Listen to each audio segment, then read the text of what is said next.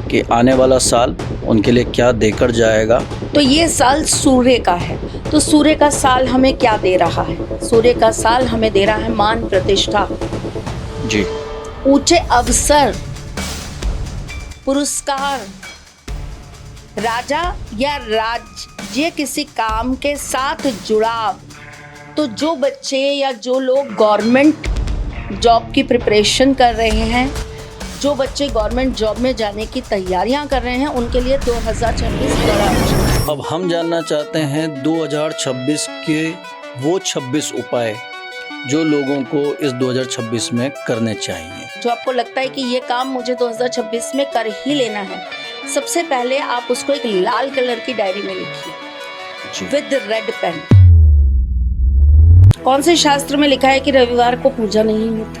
हाँ, वो किताब लाकर बताइए। मगर लोग तो कह देते हैं रविवार को तो राष्ट्रीय अवकाश घोषित है, नेशनल हॉलिडे है। कब से है? रिसर्च किया? हाँ, संविधान ने उनको कहा हुआ है।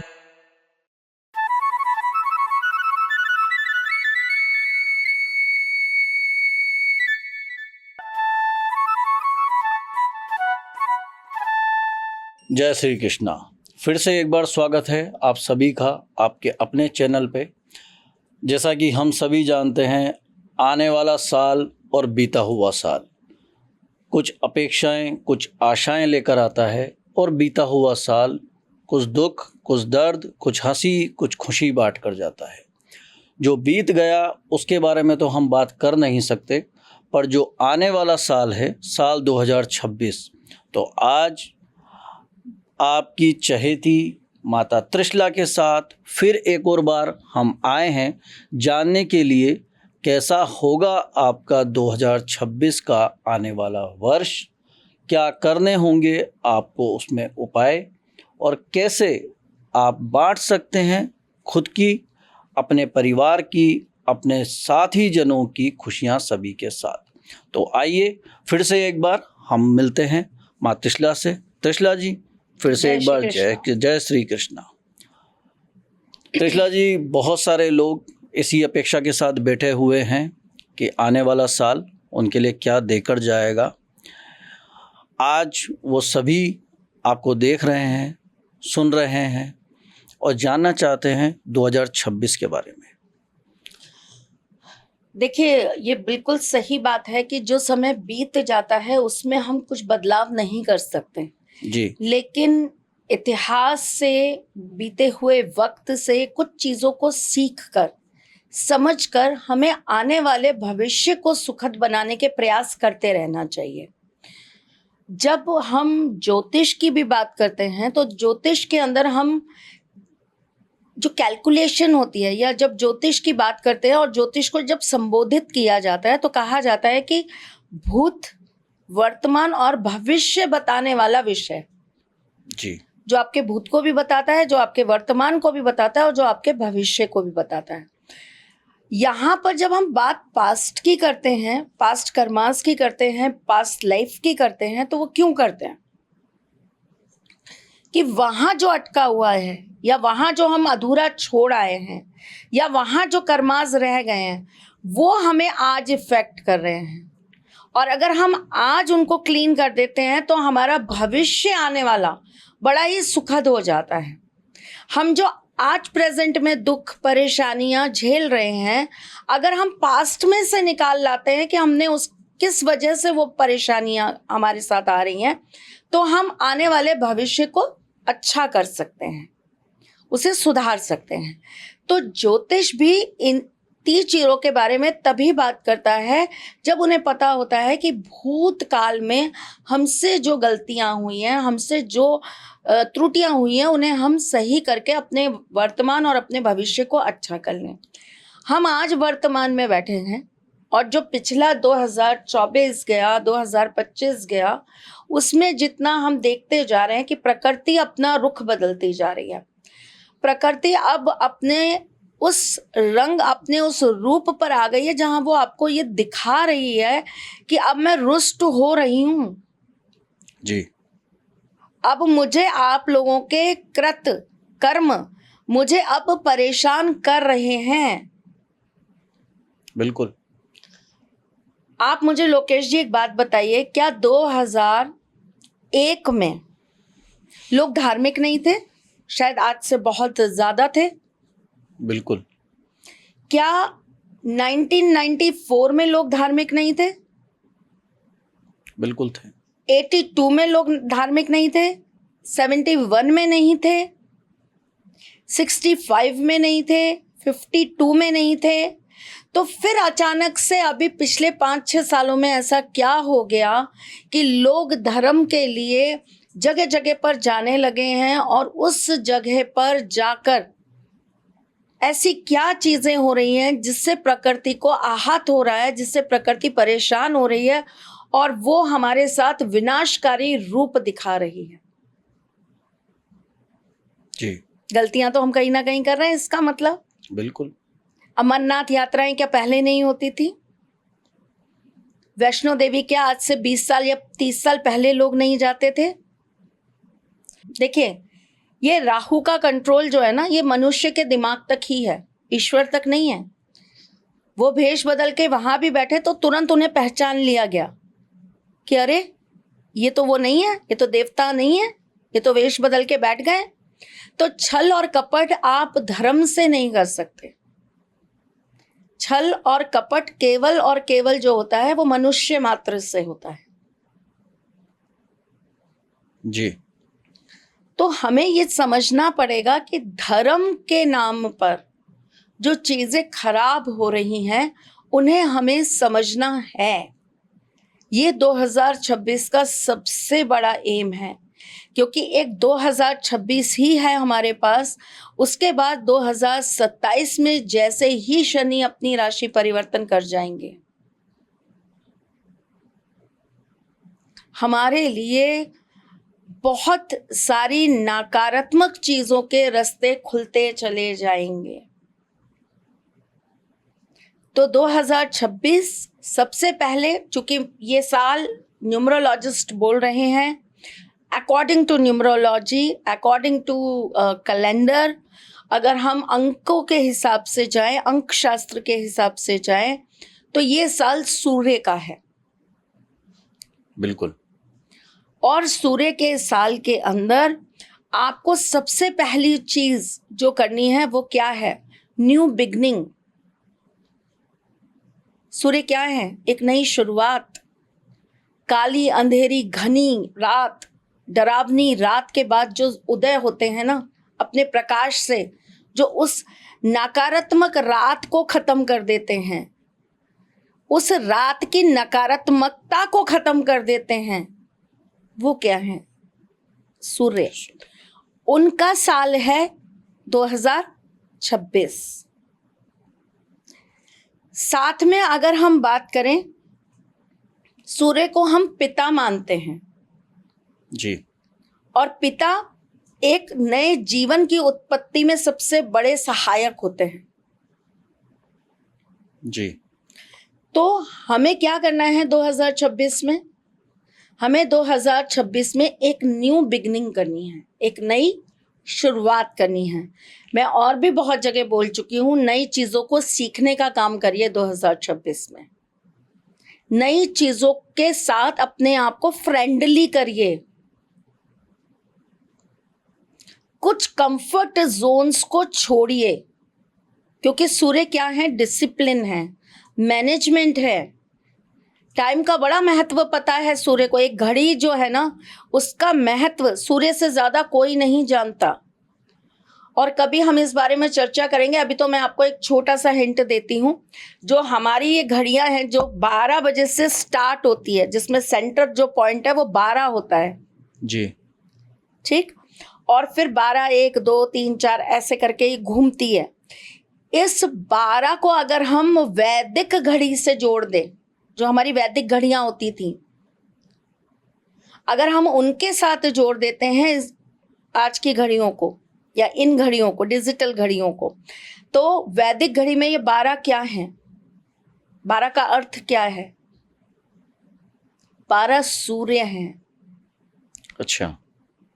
12 आदित्य सूर्य, 12 प्रकार के सूर्य होते हैं। हर महीने का अपना सूर्य होता है। है ना। जी। तो उसी प्रकार से अगर हम बात करें तो यहाँ पर हमको शुरुआत करनी है नए की, हमको शुरुआत करनी है नई चीज़ों की, लेकिन हमें अपने टाइम मैनेजमेंट को अच्छा करना है, हमें अपने डिसिप्लिन को ठीक करना है। और सबसे बड़ी बात, जब हम कुछ नया करने का सोचते हैं ना लोकेश जी, जब हम किसी नए के प्रति जाते हैं तो हमें अपने पुराने में से कुछ चीज़ों का त्याग करना पड़ता है। एक बच्चा 4th 5th क्लास तक स्कूल के अंदर जिस तरीके से रहता है ना, अचानक से उसके अंदर मैच्योरिटी आती है 7th आते ही। बिल्कुल। क्योंकि उसका लक्ष्य दिखाया जाता है कि बेटा बस 3 साल रह गए, अब 10th आ गया, बोर्ड आ गया। 10th क्रॉस होते ही उसको उसके जीवन की आगे की चीजें दिखानी चालू हो जाती हैं।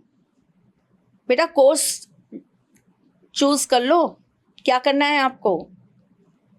यही डिपेंड करेगा कि आप आगे कॉलेज कैसा कर पाओगे, यही डिपेंड करेगा आप नौकरी कैसे करोगे।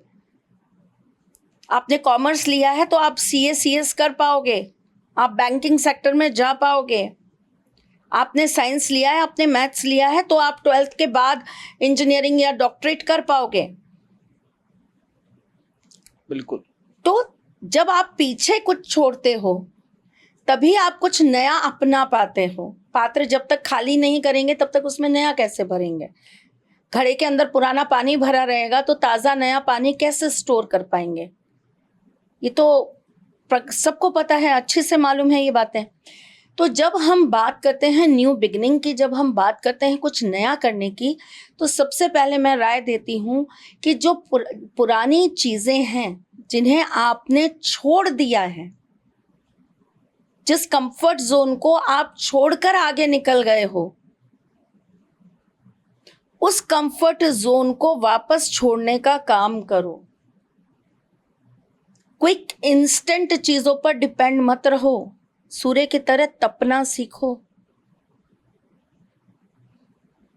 सूर्य भी अगर किसी दिन हमें ये कह दें कि लाओ मैं तो 10 मिनट के लिए आऊंगा और इतनी गर्मी दे जाऊंगा, इतनी गर्मी दे जाऊंगा कि तुम्हारा पूरा दिन का काम चल जाएगा, तो क्या हमारा जीवन चल जाएगा, हमारा सिस्टम चल जाएगा।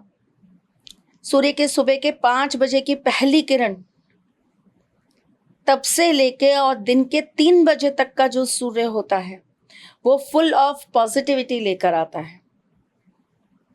और 3 बजे से जो सूर्य घटना स्टार्ट होते हैं और रात्रि के 3 बजे तक सूर्य जहां भ्रमण करते हैं, जिस तरीके से अपना एक जो अपना ऊर्जा है उसको जो घटाते हैं, ये क्या करता है, ये नकारात्मक चीजों को आने का समय देता है। तो अगर सुबह सूरज 8 बजे तक ही ये कहें कि मैं तो अपनी गर्मी अपनी तपन देके जा रहा हूं, अब तुम जानो तुम्हारा काम जाने, तो क्या होगा। 8 बजे से ही वो नकारात्मक ऊर्जाएं पृथ्वी पर वास करने लगेंगी। फिर हम क्या करेंगे, हम कुछ नहीं कर पाएंगे, हमारा जीवन व्यर्थ हो जाएगा।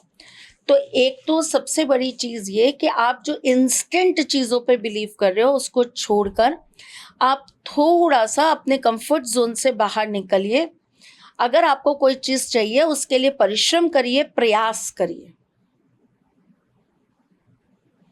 और प्रयास से अपनी चीजों को बनाने का पूरा अपना भार लीजिए अपने ऊपर। तो 2026 हमको एक तो सबसे पहले यही सिखाता है। अब 2026 की अगर हम बात करें और इसे हम सूर्य के साल की तरह से देखते हैं, तो सूर्य का साल हमें क्या दे रहा है। सूर्य का साल हमें दे रहा है मान प्रतिष्ठा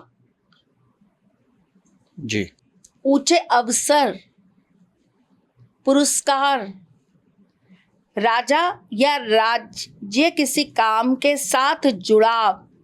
तो जो बच्चे या जो लोग गवर्नमेंट जॉब की प्रिपरेशन कर रहे हैं, जो बच्चे गवर्नमेंट जॉब में जाने की तैयारियां कर रहे हैं, उनके लिए 2026 बड़ा अच्छा है। अच्छा।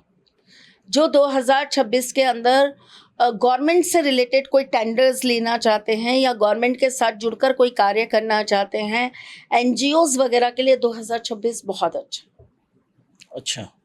तो इस तरह से 2026 उन लोगों के लिए अच्छा है जो राजा या राजा से जुड़कर राजस्वीय कार्य में अपना पूरा योगदान देना चाहते हैं। अच्छा। त्रिशला जी, आपने बताया किन लोगों के लिए ये अच्छा है।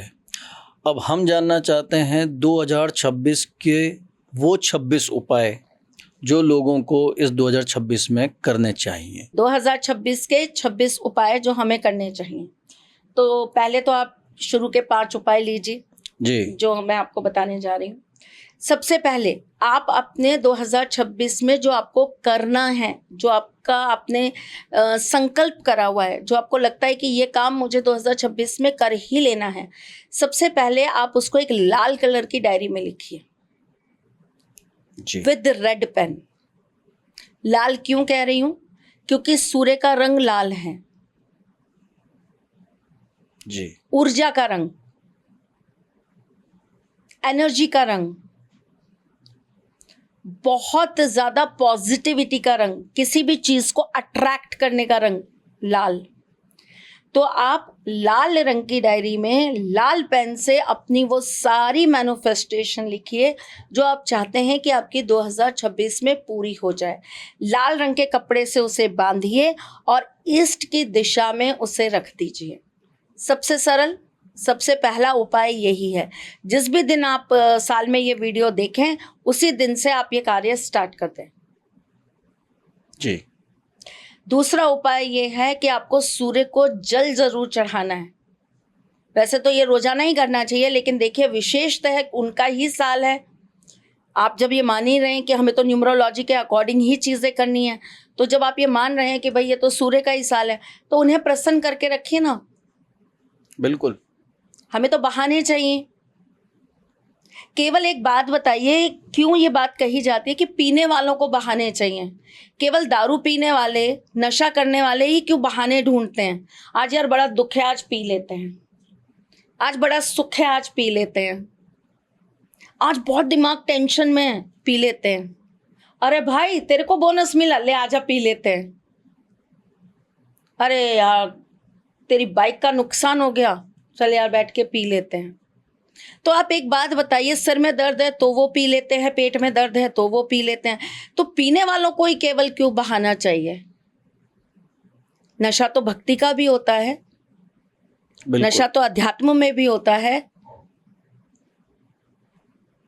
बिल्कुल। तो हम क्यों नहीं बहाने ढूंढते कि चलो नया साल है, सूर्य का साल है, चलो अब इस साल से ये काम चालू कर देते हैं कि सूर्य देवता को जल चढ़ाना चालू कर देते हैं। क्या बुरा है इसमें? हम कुछ क्यों अपने धर्म से जुड़ने के लिए, प्रयास करने के लिए बहाने नहीं ढूंढते? मुझसे सबने कहा 2026 पे बोलिए। मैंने कहा भाई देखो, मैं पर्सनली इस पर बिलीव नहीं करती, लेकिन मैं इसके एंटी भी इसलिए नहीं होती कि क्या बुराई है। अगर मुझे आप ये कहते हैं कि 1 जनवरी 2026 से मैम आप क्या नया नया करेंगी या आप किन चीज़ों पर आप ध्यान देंगी, तो मैं ज़रूर बताऊंगी कि मैं किन चीज़ों पे ध्यान दूंगी, मैं क्या नया करूंगी। रोज कभी ना कभी तो हम रोज सोचते ही ना, किसी को जिम जाना होता है वो रोज सोचता है आज जाऊंगा, अरे नहीं आज नहीं, आज तो मंगलवार था, आज नहीं, शनिवार से चालू करूंगा, अरे नहीं शनिवार नहीं, फिर रविवार आ जाएगा, मंडे से चालू करेंगे।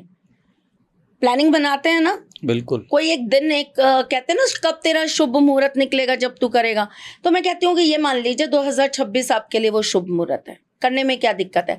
2026 से आदत डालेंगे तो जिंदगी भर के लिए डल जाएगी। जब हम कोई चीज़ करने लगते हैं उससे प्यार हो जाता है, वो चीज़ अच्छी लगने लगती है, हमारी दिनचर्या में, हमारी आदतों में शामिल हो जाती है, तो हम उसको फिर रेगुलर करने लगते हैं। तो 2026 में सबसे पहली चीज़ जो आदत में डाली है वो ये कि आपको सूर्य को रोज जल चढ़ाना ही चढ़ाना है। योगा करते हैं, एक्सरसाइज करते हैं, सूर्य नमस्कार चालू कर दीजिए।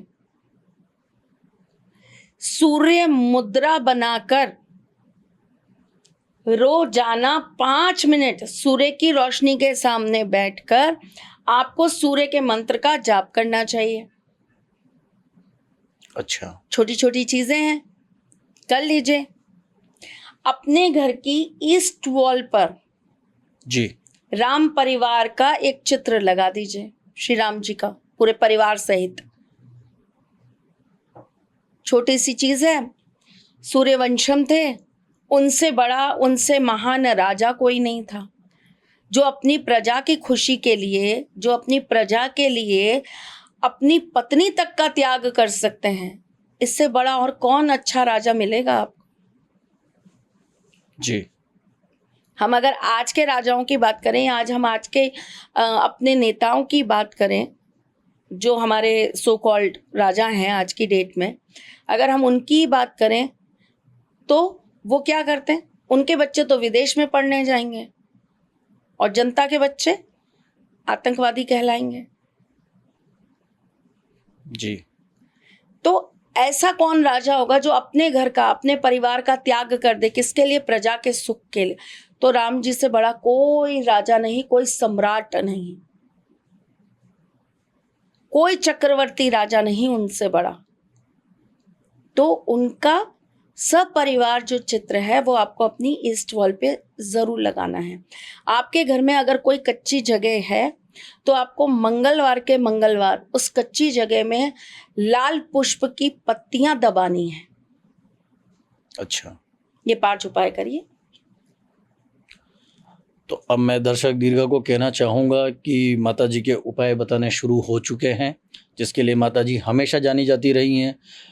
अगर आप लोगों के पास कॉपी पेन नहीं है तो लेकर बैठ जाइए, वीडियो रिकॉर्ड कर लीजिए, इस वीडियो को सेव भी कर लीजिए, क्योंकि अभी भी शगुन के 21 उपाय बाकी हैं। तो अब माता जी आपको बताएंगी 2026 का 6वां उपाय, जिसे आप सुनिए और उपयोग में जरूर लाते रहिए। 6वां उपाय बताने से पहले लोकेश जी मैं आपको ये कहूंगी कि अगर आज की जनरेशन को एक घर बनाते हैं इमेजिनरी, ठीक है, ऐसे कोई पर्सनल ना ले और किसी को आहत हो तो मैं पहले ही क्षमा प्रार्थी हूँ, डिस्क्लेमर लगा रही हूँ कि भाई ये मैं किसी की पर्सनल फीलिंग को हर्ट करने के लिए नहीं बना रही हूँ, मैं एक इन जनरल बात कर रही हूँ। आप एक घर ले लीजिए, एक घर के अंदर एक पिता हैं जी। और उन पिता ने 3 विवाह करे हैं।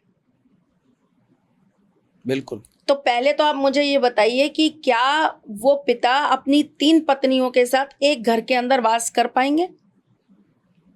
वैसे तो संभव नहीं है। चलिए कर भी लेते हैं जी। किसी उसमें, चलो ठीक है, पत्नियां हैं भाई, पति से प्रेम है तो कर लिया कॉम्प्रोमाइज।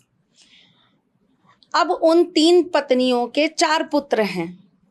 जी। तो क्या वो चारों पुत्र आपस में एक दूसरे से इतना अथाह का प्रेम कर पाएंगे जैसे राम जी, लक्ष्मण जी, भरत जी और शत्रुघ्न जी ने किया था?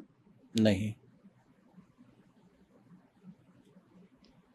और अगर चलिए हो भी गया कि चारों में बड़ा प्रेम हो गया, सारी चीजें हो गई, अब उनमें से किसी एक माता ने पिताजी से किसी तरह मना के या कुछ भी करके अपने बेटे को जो है पूरी जायदाद का मालिक बना दिया, तो क्या दूसरी माँ इस बात पर चुप रह जाएगी? नहीं। क्या करेंगी? विरोध। और विरोध में क्या करेंगी? विरोध में कुछ भी कह सकती हैं। हो सकता है वही जमीन, वही जायदाद, वही संपत्ति मांग ले। कोर्ट कचहरी जाएंगी? बिल्कुल होगा। केसेस करेंगी? हाँ। या अपने बेटे को कहेंगी नहीं बेटा कोई बात नहीं, तू लड़ाई मत कर, तू जा और जाके वन में रहे और अपना जीवन काट और अपनी पत्नी और अपना घर परिवार देख। क्या ये पॉसिबल है? नहीं। नहीं। चलिए हम फिर भी मान लेते हैं कि एक होती हैं, कई माएँ बहुत अच्छी होती हैं, वो अपने बच्चों को सिखा देती हैं ये बात कि नहीं बेटा देखो तुम्हें नहीं करना, तुम जाओ और अब मैंने तुम्हें इतना सक्षम बनाया, तुम्हें इतना पढ़ाया लिखाया कि तुम अपने जीवन को अपने पैरों पे खड़े होके चला सको। तो क्या दूसरी जो माता हैं वो अपने बेटे को ये इजाजत दे देंगी कि बड़ा भाई जा रहा है तू भी जा? नहीं। या वो क्या कहेंगी? वो ये कहेंगे जिसके पास धन संपदा है तो उससे यही कह ले कि भाई मुझे अपने साथ काम पे ही रख लो, एक फैक्ट्री का मुझे मैनेजर ही बना दो, CEO बना दो, बिल्कुल। आप मुझे तनख्वाह ही देते रहना लेकिन मैं आपका काम करता रहूंगा। तो हम जब बात करते हैं ना श्री राम जी के परिवार की, हम जब बात करते हैं रामायण की, हम जब बात करते हैं उस सूर्यवंश की, तो आप एक चीज खुद इमेजिन करिए, केवल राम जी ही नहीं, उस परिवार का एक एक व्यक्ति महान था। बिल्कुल। वो दो माएँ कितनी महान थीं जिन्होंने अपने बेटों का जाना सहज स्वीकार कर लिया। और कौशल्या मैया तो खैर चलिए, उन्होंने तो राम जी का जाना स्वीकार करा सो करा, लक्ष्मण का जाना कैसे स्वीकार हो गया कि नहीं मैं भी जाऊंगा भैया के साथ। बिल्कुल। तो हम रामायण युग में तो हम जा नहीं सकते। वैसा हृदय, वैसी फीलिंग, वैसी आत्मा, वैसा भाव अगर किसी परिवार का आज हो जाए तो मैं ये कहती हूँ कि वो इस कलयुग के अंदर पता नहीं क्या ही, किस शब्द से संबोधित करूं कि वो परिवार क्या ही हो जाए। वो तो पॉसिबल नहीं है। यहाँ तो जरा सी कोई बात हो जाती है, ये तो बहुत बड़ी बड़ी बातें हैं। राज्य, सीट मिलना, अभिषेक होना, ये तो बहुत बड़ी बड़ी बात है कि राज्य अभिषेक किसी भाई का हो गया, वो पूरी जिंदगी उनकी चरण पादुका को ही पूजता रहा कि भैया आएंगे, मैं तो सिर्फ बैठा हूँ कि भैया आएंगे, उनकी चरण पादुका से ही मैं राज्य चला रहा हूँ। ऐसे भाई, यहाँ तो मैं आपको सिर्फ एक सिंपल ये बात बताती हूँ, अगर एक भाई के पास टाटा सफारी है और एक भाई के पास में जो है एक छोटी गाड़ी है, तो उसी बात पर लड़ाई हो जाएगी कि इसको 7 सीटर क्यों दे रखी है, मुझे 5 सीटर क्यों, इसकी गाड़ी 25 लाख की क्यों है, मेरी गाड़ी 10 लाख की क्यों। बिल्कुल। तो गुंजाइशें खत्म हो चुकी हैं। आपसे बाहर के लोग इतना नहीं जलते जितने आपके परिवार के लोग जलते हैं। आपके अपने ही आपके विरोध में खड़े रहते हैं। तो सूर्य का साल है, सूर्य के साल में हमें अपने अंदर से द्वेष, नफरत, गलत प्रवृत्तियां, गलत धारणाएं, ये सब समाप्त कर देना चाहिए। सूर्य हमारे कुल का निर्माण करने का कार्य करते हैं। सूर्य हमारे वंश को बढ़ाने का काम करते हैं। सूर्य पीड़ित हो जाते हैं तभी वंश वृद्धि रुक जाती है। सूर्य पीड़ित हो जाते हैं तभी वंश दोष लग जाते हैं। सूर्य पीड़ित हो जाते हैं तभी हमें कुल दोष लगता है। कुल आगे नहीं चलता। घर में या तो लड़कियां ही लड़कियां रह जाती हैं जी, सारे पुरुष खत्म हो जाते हैं, या लड़के होते ही नहीं हैं, लड़कियों पे ही पूरा का पूरा समाज या पूरा का पूरा जो है परिवार समाप्त हो जाता है। जी। तो इस तरह की जो चीजें हैं, ये जो कुछ दोष हैं या इस तरह की जो पारिवारिक, इस तरह की जो परेशानियां हमें देखने को मिलती हैं, इसका सबसे बड़ा कारण जो है वो सूर्य है। अच्छा। तो हमें ये भी समझना चाहिए कि हमारी कुंडली में बैठे हुए सूर्य केवल और केवल हमें यश, मान, कीर्ति, राजकीय सम्मान या राजकीय स्तर पर आगे बढ़ाने का काम नहीं कर रहे। हमारी कुंडली के सूर्य आने वाली जनरेशन को हमारे करे हुए पुण्य भी प्रदान कर रहे हैं, हमारे कुल को, हमारे वंश को। अच्छा। सूर्य की कैलकुलेशन से आप ये बहुत सरलता से निकाल सकते हैं कि आपको आपकी किस पीढ़ी से पुण्य की प्राप्ति हुई। आपके घर के ऐसे कौन से बुजुर्ग हैं, आपके दादा हैं, आपके नाना हैं, आपके दादा के भाई हैं, आपके नाना के भाई हैं, आपकी नानी हैं, आपके दादी हैं, या आपकी मौसी हैं, आपकी बुआ हैं, कौन से आपके घर के ऐसे पूर्वज हैं जिनके पुण्यों का आपको फल प्राप्त हो रहा है। अच्छा। कहते हैं ना, आपके ऊपर तो आपके पितरों की कृपा है जी। तो वो पितरों की कृपा की जो कैलकुलेशन है वो सूर्य से ही निकल कर आती है। आपकी कुंडली में आपके सूर्य आपको क्या दे रहे हैं, किस तरह दे रहे हैं, ये वहीं से निकल के आता है। सूर्य कुंडली बनाइए, जैसे चंद्र कुंडली बनती है वैसे ही सूर्य कुंडली भी बनती है जी। और कमाल की बात आप ये देखिए, हमारे यहाँ तो चंद्र प्रधान हम लोग हैं। हमारे यहाँ तो जितने भी हमारे त्योहार हैं वो सारे चंद्रमा के उस पर ही बनाए गए हैं और हम लोग चंद्रमा को ही प्रधान मानते हैं। चंद्रमा के ही साथ में 27 नक्षत्र मानते हैं, और हम ऐसा मानते हैं कि हमारे जितने त्योहार हैं वो अमावस और पूर्णिमा और इनके बीच की जो तिथियां हैं उनके ही आधार पर हम लोगों ने निर्धारित करे हुए हैं। लेकिन आप अगर विदेश में जाएंगे तो वहां पर चंद्रमा की जगह सूर्य को प्रधान माना जाता है। अच्छा। और उनकी कैलकुलेशंस जो हैं वो सारी सूर्य के ऊपर हैं। ओके। आपकी डेट ऑफ बर्थ वगैरह भी जो वो कैलकुलेट करते हैं कि आप 1 जनवरी से लेके और 19 जनवरी के बीच में पैदा हुए हैं तो आप ये होंगे, आप 19 से लेके आप अगले महीने की 1 तारीख तक पैदा हुए तो आप ये होंगे। ये भी सारा जो है वो उनका सन साइन के हिसाब से चलता है। वो मून साइन नहीं मानते, वो सन साइन मानते हैं। अच्छा। परंतु हम तो इस चीज को न जाने कितने वर्षों, कितने युगों पूर्व मानने लग गए थे। नासा ने तो न जाने कब, मैं आपको एग्जैक्ट डेट नहीं बता सकती कि उन्होंने कब सूर्य की दूरी बताई थी कि सूर्य कितने दूर है पृथ्वी से। पर आप ये सोचिए कि हमारे तो हनुमान चालीसा में जाने कब से लिखा हुआ है कि सूर्य कितनी दूर है पृथ्वी से। बिल्कुल।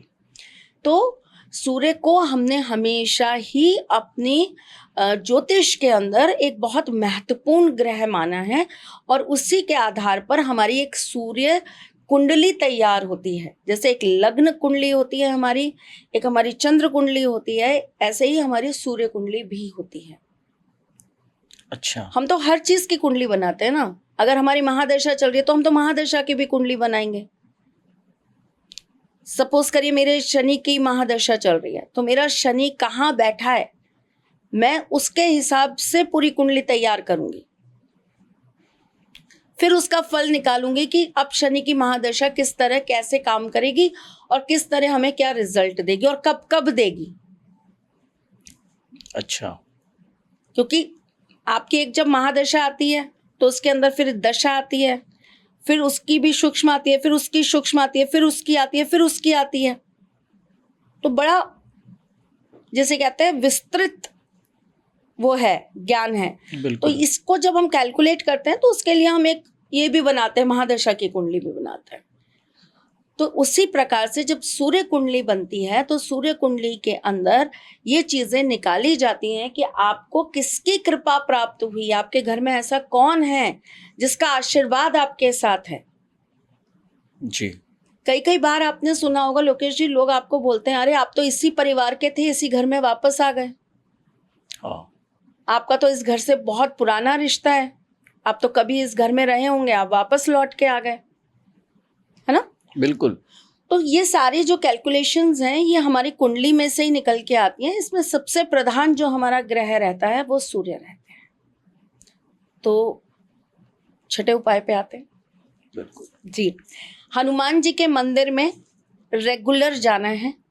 अच्छा। और हम लोग क्या करते हैं, वैसे हम लोग नॉर्मली ऐसे जाते हैं कि मंगलवार शनिवार चले गए, या कई लोगों की छुट्टी नहीं होती तो वो लोग नियम बना लेते हैं कि हम संडे के संडे चले गए। पर मैं आपको यहाँ पर ये कहूँगी कि आप इस साल में जब हनुमान जी के मंदिर जाएं तो आप जाएं 11-11 दिन के फेरे लगा के। अच्छा। कि 11 दिन हम लगातार जाएंगे, फिर चाहे आप 1-2 दिन ड्रॉप करिए, फिर वापस 11 दिन करिए। अच्छा। हफ्ते में 2 दिन जाने की बजाय एक साथ 11 दिन जाइए। ये एक थोड़ी सी अलग रेमेडी है, लेकिन ये 2026 में करके देखिए, इससे आपको बहुत फायदा होगा। ये शायद यहाँ पर हो सकता है कि हमारे दर्शक फिर कंफ्यूज हो गए हों। इसको आप एक बार उदाहरण के साथ समझा दीजिए कि किस तरीके से 11 दिन कैलकुलेट करने। बता रही, जैसे आपने 1 तारीख से चालू किया जी कि मैं 1 तारीख से हनुमान जी के मंदिर जाऊंगा जी, तो 1 तारीख से लेके और 11 तारीख तक आप लगातार जाएंगे, गैप नहीं डालेंगे। अच्छा, बिल्कुल।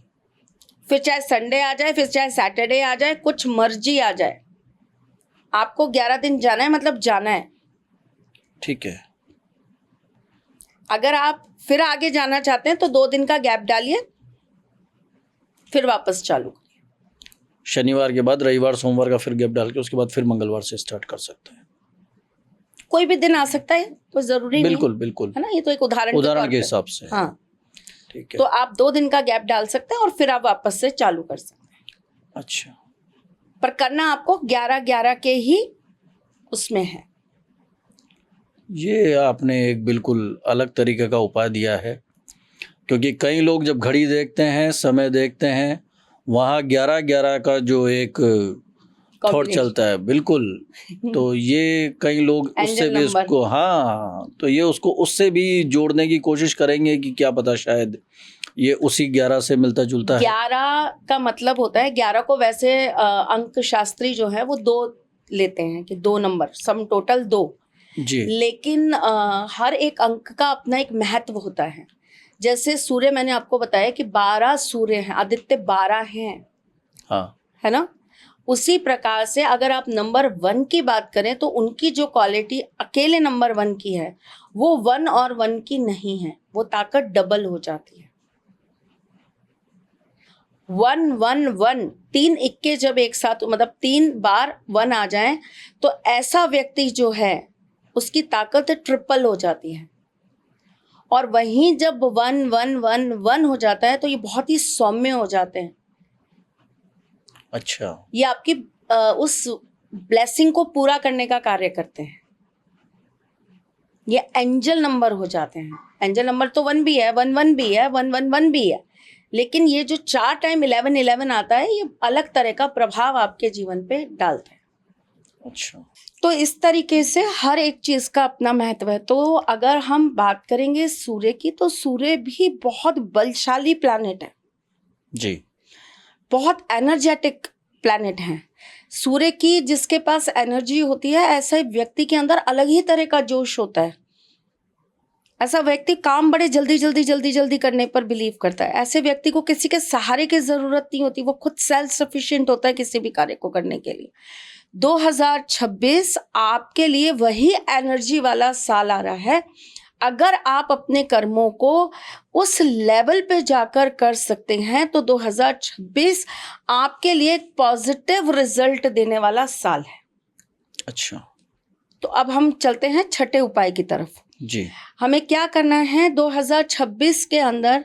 हमें पशु पक्षियों के खाने पीने का विशेष ध्यान रखना है। हमें अपनी कुंडली के अनुसार समय समय पर अन्न का दान जरूर करना है। जी, अगर आपकी कुंडली में सूर्य आपको गुड रिजल्ट्स नहीं दे रहे हैं तो तांबे के ग्लास में पानी पीना स्टार्ट कर दीजिए।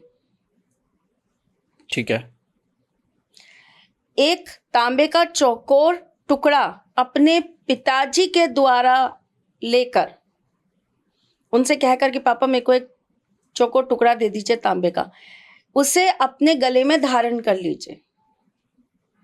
अच्छा, ये बहुत छोटे छोटे से सरल उपाय हैं जो कि हम कर सकते हैं अपने जीवन में सूर्य की एनर्जी को प्राप्त करने के लिए। जी, 2026 में हमें धार्मिक स्थानों पर जाकर अपने तरफ से, देखिए दान तो हम सब कर देते हैं कि गए हमने जाके पैसे चढ़ा दिए, लेकिन अपनी तरफ से आप उसकी मरम्मत में मत बड़े बड़े मंदिरों की बात नहीं कर रही हूँ, छोटे छोटे भी बहुत सारे मंदिर हैं जी, जहाँ का पेंट उतर जाता है, जहाँ के डोर्स खराब हो जाते हैं, जहाँ के पंखे ठीक नहीं होते, जहाँ की चौखटें ठीक कराने की वो आता है, जहाँ पे छोटे छोटे निर्माण करवाने होते हैं।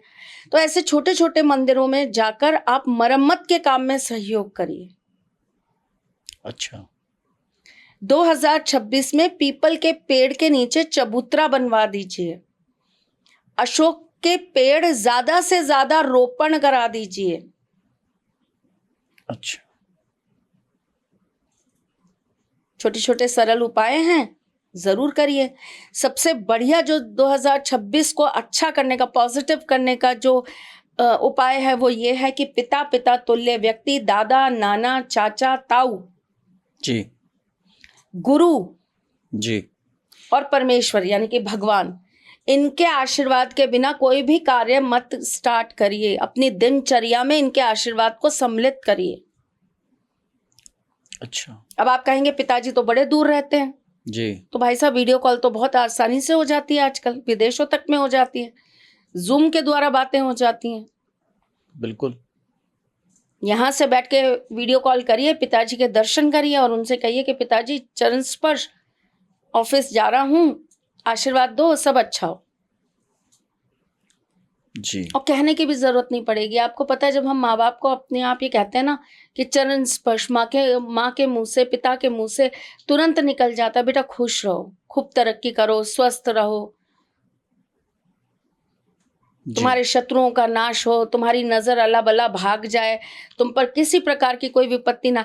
आप एक उनको चरण स्पर्श क्या कहेंगे, वो आपको हजारों आशीर्वाद दे देंगे। बिल्कुल। तो आपको बोलने की भी जरूरत नहीं है कि आशीर्वाद दो, मांगने की भी जरूरत नहीं है। बिन मांगे कहीं से मिलता है तो वो माँ बाप का दर ही होता है बिल्कुल। ना। तो 2026 में ये जरूर करिए। अब त्रिशला जी, आपने एक शब्द लिया दूर होने का, कि यदि माता पिता दूर भी हैं। अब उससे मुझे एक प्रश्न मन में आता है, आपने 2026 के छोटे उपायों के साथ जो ये बड़ा उपाय बताया था, 11 दिन लगातार हनुमान जी के मंदिर जाने का, यदि किन्हीं कारणों से किसी व्यक्ति ने ये नियम शुरू भी किया मगर उसको उसी दौरान कहीं बाहर जाना हो गया है, किसी दूसरे शहर में, किसी दूसरी जगह पर, तो इन 11 दिनों के भीतर तो वो इसके लिए क्या कर सकते हैं? तो हमने ये तो नहीं कहा ना कि सेम मंदिर में ही आपको 11 दिन जाना है। ठीक है। आप हनुमान, हर शहर में मंदिर हैं। आप इंडिया में रह रहे हैं साहब, अब तो बाहर भी हैं। बिल्कुल। पर अगर आप इंडिया में रह रहे हैं तो इंडिया में कोई जगह ऐसी नहीं है जहां आपको मंदिर नहीं मिलेगा, और खास करके हनुमान बाबा का नहीं मिलेगा। हनुमान बाबा का मंदिर तो आपको हर जगह मिलेगा। बिल्कुल। तो आप जिस भी शहर में जा रहे हैं आप वहां जाइए, और नहीं अगर आपको ऐसा है तो फिर आपका नियम वहां तोड़िए, फिर आप जब लौट के आए तब आप 11 दिन का नियम बांधिए। दोनों में से जो चाहें वो कर सकते हैं, फ्लेक्सिबिलिटी से जो आप करना चाहें वो कर सकते हैं। और यदि महिलाओं के लिए हम पूछें, उनके लिए अगर समस्या आ जाती है इन 11 दिनों के दौरान, तो फिर उनको क्या उपाय करना चाहिए? लोकेश जी, फिर सेम वही वाली बात आ जाती है ना। हम आपको ये तो नहीं कह रहे कि ये 11-11 वाली जो आपकी चेन है ये आपको 4 बार करनी है, 5 बार करनी है या 7 बार करनी है। मैं तो आपको सिर्फ 11 बार बोल रही हूँ, एक बार पूरे साल भर में। 2026 में पूरे साल में एक बार हनुमान जी के मंदिर 11 बार लगातार जाइए। ठीक है। आप इसे रिपीट कितना कर सकते हैं ये आपके ऊपर बिल्कुल बिल्कुल डिपेंड करता है। तो आप 11 दिन वही चुनिए ना जब बिल्कुल आप इन चीजों से फ्री हो जाते हैं। बिल्कुल। महामाई की कृपा है, आशीर्वाद है, और मेरे बिहारी जी का बहुत बड़ा आशीर्वाद है, मेरे आराध्य गोविंद देव जी का बहुत बड़ा आशीर्वाद है कि मैं हर महीने लगभग इन 3 जगहों के दर्शन जरूर करने जाती हूँ। कोई बहुत ही बड़ी दिक्कत आ गई तो बात अलग है, अदरवाइज ये होता है कि महीने में एक बार हम कामाख्या जरूर जाते हैं, महीने में एक बार अपन वृंदावन जरूर जाते हैं, और महीने में एक बार अपन जयपुर गोविंद देव जी जरूर जाते हैं। तो आप ये बताइए, मैं भी तो महिला हूँ जी। मैं अपनी प्लानिंग उस तरीके से करती हूँ ना कि मेरे वो 10 दिन मेरे को कहीं नहीं जाना। लोग तो चौथे दिन निकल जाते हैं, 5वें दिन निकल जाते हैं, मैं तो 10 दिन का परहेज करती हूँ। बिल्कुल। मैं तो 10 दिन नहीं जाती महीने के। अगर मेरे 10 दिन मैंने नहीं ईश्वर को उस तरीके से दर्शन करे या मैं नहीं गई तो मेरे पास 20 दिन भी तो हैं। बिल्कुल। तो मैं वो 20 दिन की प्लानिंग तो कर सकती हूँ उस तरीके से कि जो महीना 31 का आता है उसमें 21 दिन भी तो आते हैं। बिल्कुल सही बात। तो मैं 21 दिन के वो फेरे लगा सकती हूँ, मैं 21 दिन के उपाय कर सकती हूँ, मैं 21 दिन वो कार्य कर सकती हूँ। भगवान भी आपकी इस भाव को, इस श्रद्धा को देखता है कि देखो ये अपने स्वार्थ के लिए मेरे पास नहीं आ रहा, ये इस बात का भी ख्याल रख रहा है कि मुझे इन दिनों में ईश्वर के करीब नहीं जाना। तो भगवान भी ये कहता है अच्छा 10 दिन तुम नहीं आई मेरे पास तो कोई बात नहीं, तुम्हारे वो 10 दिन का भी फल मैं तुम्हें देता हूं तुम्हारे इस 2 दिन की भक्ति में। बिल्कुल। बाकी मानसिक पूजन तो स्त्रियां भी कर सकती हैं इस समय में, कोई दिक्कत नहीं है। जैसे कि हमने एक अभी पीछे पॉडकास्ट बनाया था जिसमें हमने मंगल की बात की थी जी उसमें हमने स्त्रियां जो है हनुमान जी की पूजा कैसे करें उस पर बात की थी। जी तो मानसिक पूजा तो कर सकती हैं आप हनुमान जी की, वो तो कोई मना नहीं कर रहा आपको करने से। पीरियड्स में भी कर सकती हैं, कोई मना नहीं करेगा। बिल्कुल। भगवान का नाम तो मरता हुआ व्यक्ति भी अपने बिस्तर पे ले लेता है। वो कौन सा नहाया होता है या शुद्ध होता है या कौन सा उसकी बॉडी उस तरह की वो चीज़ें नहीं करती। और फिर लोकेश जी अगर इस तरह की हम बात करें तो एक बात बताइए, क्या हम पूरी तरह रोजाना स्वच्छ होते हैं जो हम भगवान के मंदिर जाने के लिए अपने आप को सज मानते हैं? बिल्कुल। तो फिर तो ऐसी बहुत सारी चीजें, लेकिन ये है कि आप थोड़ा सा, मैंने क्या आपको शुरू में पहली रेमेडी क्या दी, टाइम मैनेजमेंट सीखिए 2026 से। सूर्य प्रधान लोगों के पास क्या चीज सबसे बेहतर होती है? Time management. बिल्कुल। मैंने कभी पर्सनली देखा नहीं है इसलिए मैं देखिए श्योरिटी से नहीं कहती, लेकिन मैंने जो सुना है मैं उस पर बता रही हूँ। ऐसा कहते हैं कि हमारे जो प्रधानमंत्री हैं वो सिर्फ 4 घंटे सोते हैं जी। पूरे दिन भर में, सिर्फ 4 घंटे सोते हैं और 20 घंटे वो कार्य करते हैं। और जिस तरीके से वो कार्य करते हैं या उन्होंने करके दिखाया है इतने सालों में, यकीनन इतने बड़े देश को संभालना और इतने सारे देश के बाहर के शत्रुओं को संभालना ये एक बहुत अच्छे टाइम मैनेजमेंट के द्वारा ही हो सकता है। प्लानिंग्स के साथ हो सकता है, एक अच्छे मैनेजमेंट के साथ हो सकता है। तो एक कुशल राजा के अंदर क्या चीज सबसे अच्छी होती है? Time management. उसे पता है कब युद्ध पे जाना है, कब नहीं जाना है। उसे पता है कि अब युद्ध से हमें अभी पीछे अपने आप को हटा लेना है। बिल्कुल। अभी तो हम लोग तो फिर भी ये सारी चीजों को इतना महत्व नहीं देते। पहले जब राजा वगैरह कहीं भी भ्रमण के लिए जाते थे या युद्ध के लिए जाते थे या अपने देश से बाहर निकल के जाते थे, अपने राज्य से बाहर निकल के जाते थे, तो आप ये देखिए वो ये तक देखते थे कि मौसम हमारी कितनी सहायता करेगा। क्योंकि पेट्रोल या डीजल की गाड़ी से तो उनको जाना नहीं होता था जी। वो जाएंगे तो किस पे? घोड़े, हाथी, यही तो साधन होते थे उनके पास जाने के लिए। और क्या साधन था? बिल्कुल यही साधन थे। ऊंट, हमारे राजस्थान में तो ऊंट, यही साधन थे। अब आप सोचिए कि उनको ये भी तो देखना पड़ता था कि अगर हम घोड़े से जा रहे हैं तो इतनी गर्मी में ये घोड़ा कितनी दूरी पार कर पाएगा, ये भी तो थकेगा, गर्मी है। बिल्कुल। तो कितनी सोच के साथ, कितनी प्लानिंग के साथ वो चलते होंगे। बिल्कुल। ये एक बहुत बड़ी मेरे हिसाब से मैनेजमेंट है जो हमें सीखना ही चाहिए। ये हबड़ दबड़ का काम तो 2 ही प्लैनेट्स करवाते हैं और उन्हीं के प्रधान लोग करते हैं। एक तो राहु, चलो चलो चलो चलो चलो, बिना सोचे समझे करो करो करो करो करो करो, लग गया छक्का तो बहुत अच्छा, नहीं लगा तो आउट हो जाएंगे, कोई बात नहीं। जिनके सिर पे राहु सवार होता है जी। और या फिर जिनका चंद्रमा डगमगाया होता है, करना है करो करो करो, चलो चलो चलो, जल्दी जल्दी करो, वेट नहीं करेंगे, चलो करो करो करो। सब्र नहीं है किसी चीज का। सूर्य वाले लोग कभी ये काम नहीं करते। नंबर 1, नंबर 10, नंबर 19, नंबर 28, हर चीज बड़े सोच के, चाहे एंड मोमेंट पे करेंगे ना तब भी उनकी प्लानिंग बड़ी सटीक होगी। बिल्कुल। तो नंबर 1 से सबसे पहले यही सीखिए, टाइम मैनेजमेंट। Time management. हर ग्रह से कुछ ना कुछ सीखिए। जब आपने 2025 की बात की थी तो मैंने सबको यही बोला था कि 2025 कैसा जाएगा कैसा नहीं जाएगा उसको छोड़ दीजिए। कई लोगों के लिए बहुत अच्छा गया, कई लोगों को बहुत कुछ सिखा के गया, कईयों को बना के गया, कईयों को बिगाड़ के गया। लेकिन आपने सीखा क्या 9 नंबर से? आपको समझ में क्या है 9 नंबर के बारे में? हमारे एक भगवान हैं भगवान दत्तात्रेय, हम्म ब्रह्मा विष्णु महेश तीनों के अंश हम्म को मिलाकर वो बने हैं। हम्म और दत्तात्रेय महाराज, हम्म आपको पता है उनके गुरु कौन है? हम्म उन्होंने किसको अपना गुरु बनाया? हम्म आपको ज्ञात है इस बारे में? नहीं। दत्तात्रेय महाराज के गुरु रहे हैं प्रकृति।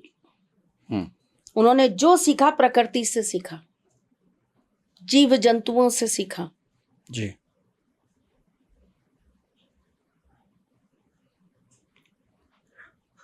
कहने के लिए, उदाहरण देने के लिए लोग उदाहरण देते हैं कि मनुष्य नहीं समझता, मनुष्य को ये नहीं पता कि सिर्फ जो है प्रेम करना ही जीवन में सब कुछ नहीं होता, या इंसान तो सिर्फ इसलिए प्रेम करता है कि उसको सिर्फ बच्चे पैदा करने होते हैं, तो ये काम तो जानवर भी कर लिया करते हैं। ऐसे उदाहरण दिए जाते हैं बहुत सारे।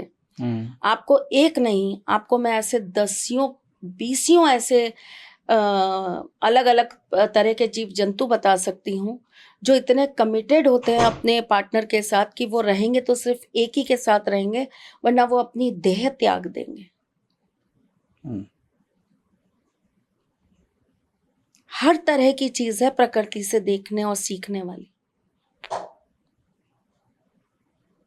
हम अभी कुछ दिन पहले एक जंगल में गए थे और वहाँ हमने ऐसे ही जो हमारे साथ गए थे उन्होंने हमको बताया कि ये देखिए, ये यहाँ पे टाइगर के चिन्ह है जी। उसने वहाँ पे ऐसे स्क्रैच करा हुआ था पेड़ जी, पे जी। तो उन्होंने बताया कि एक जो मेल टाइगर होता है वो ये अपने चिन्ह बना देता है, दूसरा मेल टाइगर उसकी टेरिटरी में घुसता नहीं है। ये उसकी निशानी है कि ये अब मेरा इलाका है, अब इसमें तुम नहीं आओगे।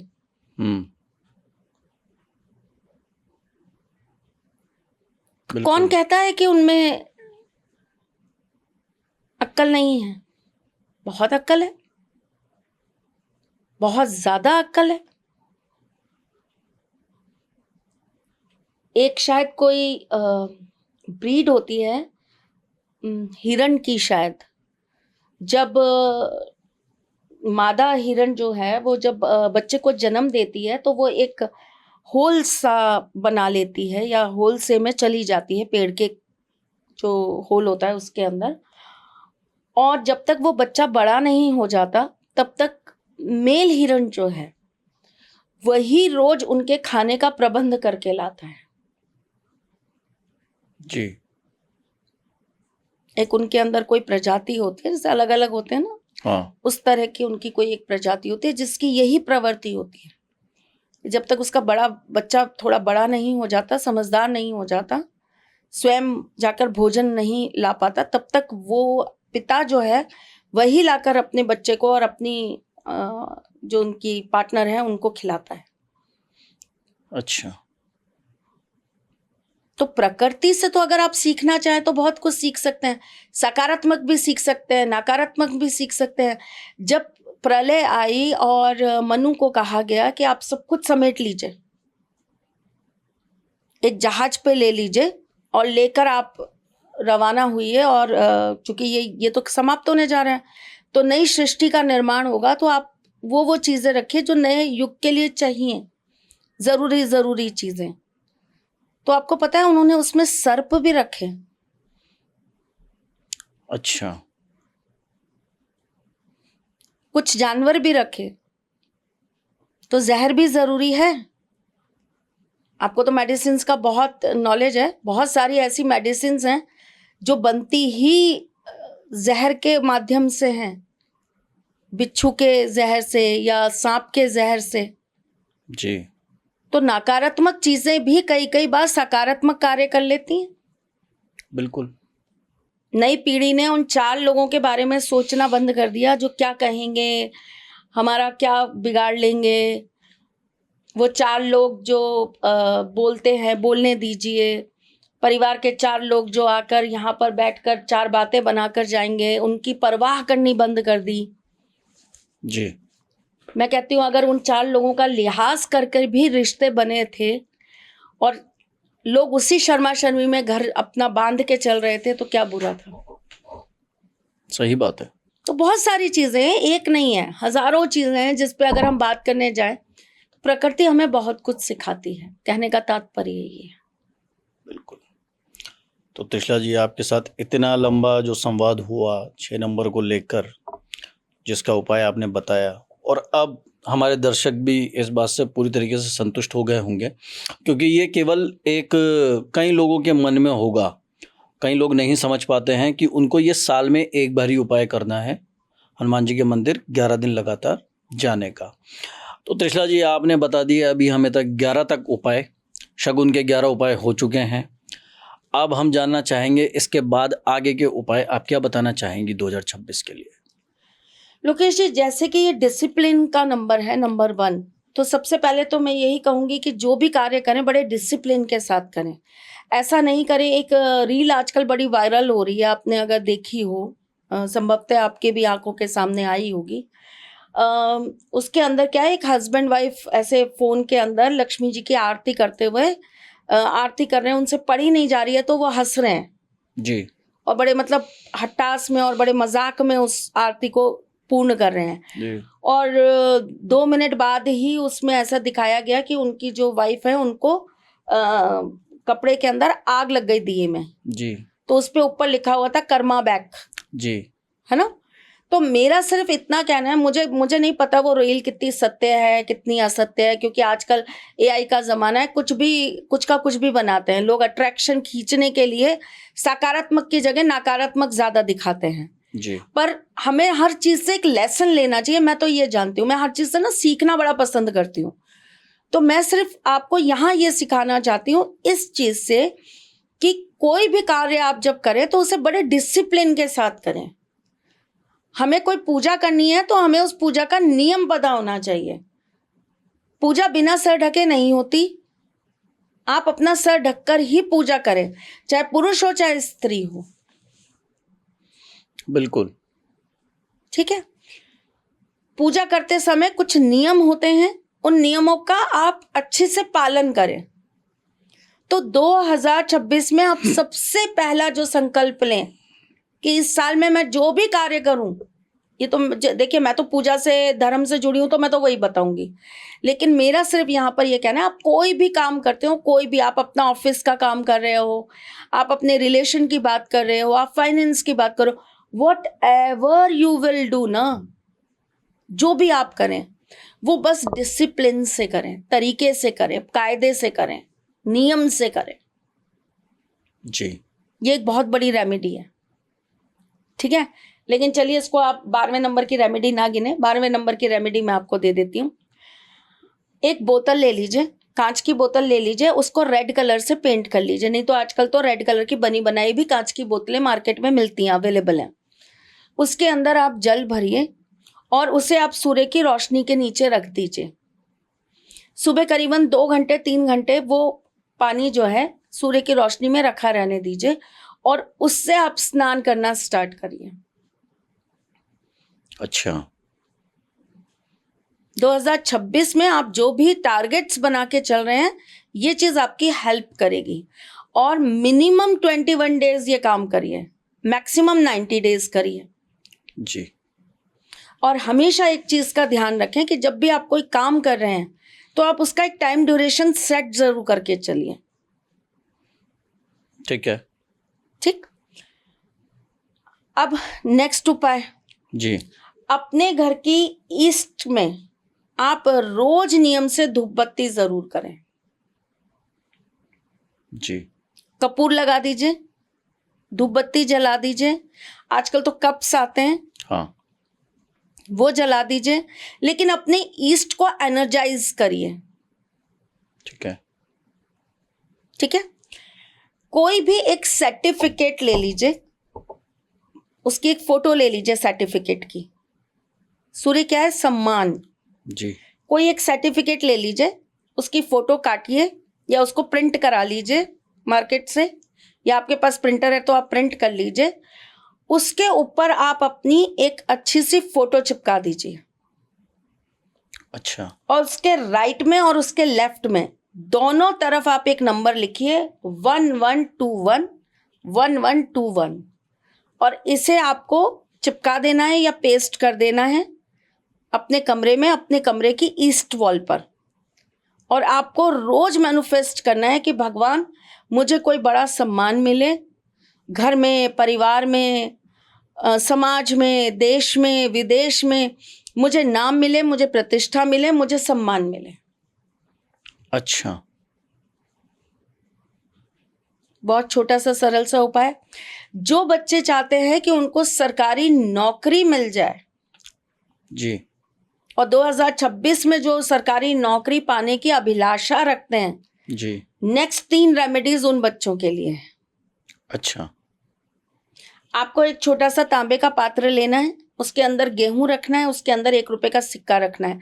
हर सैटरडे को आपको रात को इसे एक लाल कपड़े पर रख देना है अपने घर के मंदिर में, और हर संडे को इसको जाकर आपको मंदिर में भेंट कराना है, अच्छा, कटोरी सहित।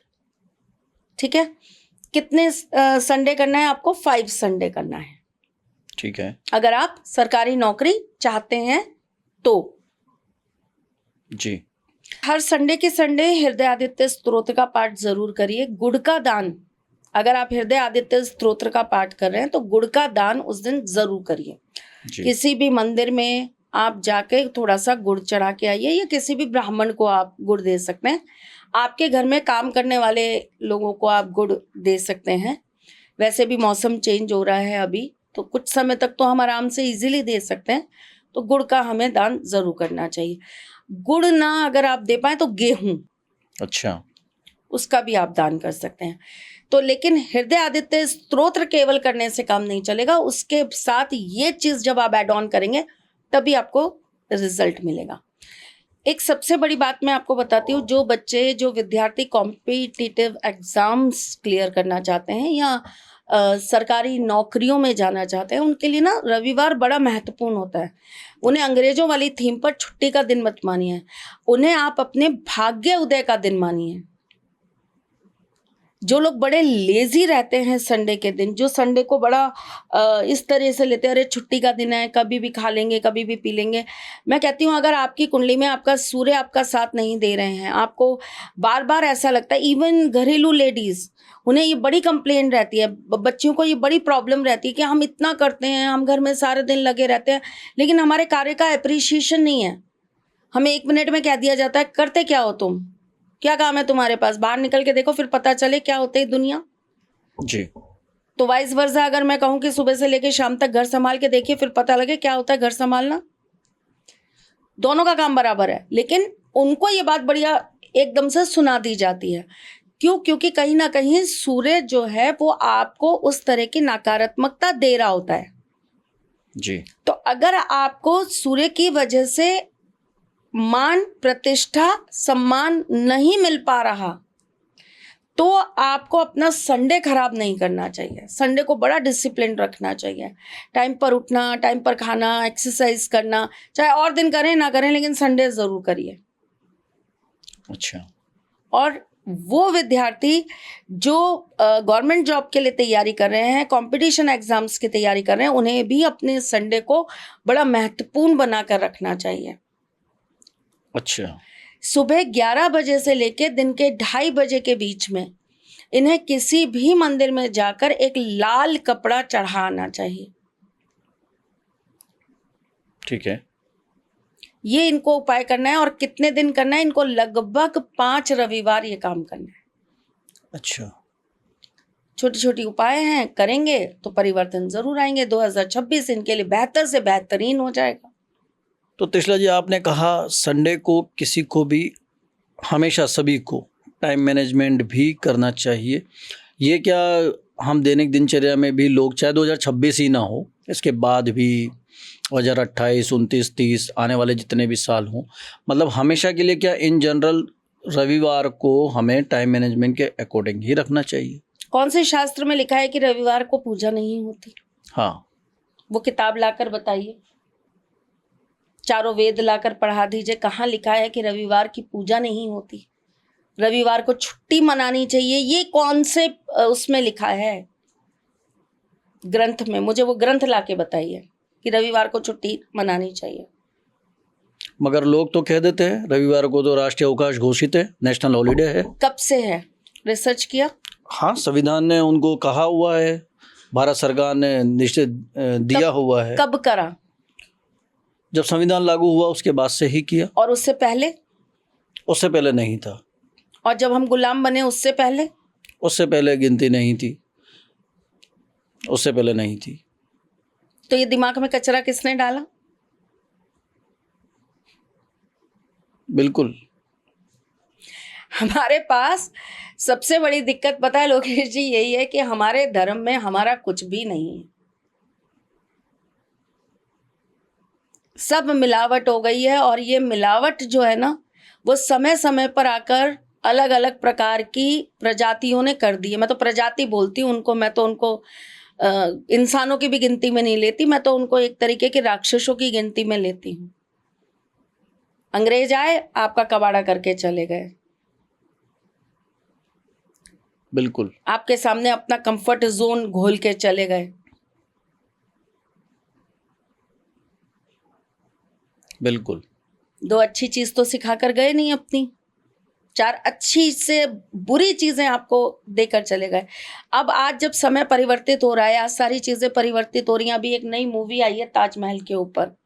हाँ। अब लोगों का विरोध चालू हुआ है, अचानक से उनके अंदर राष्ट्र प्रेम जागृत हो गया है।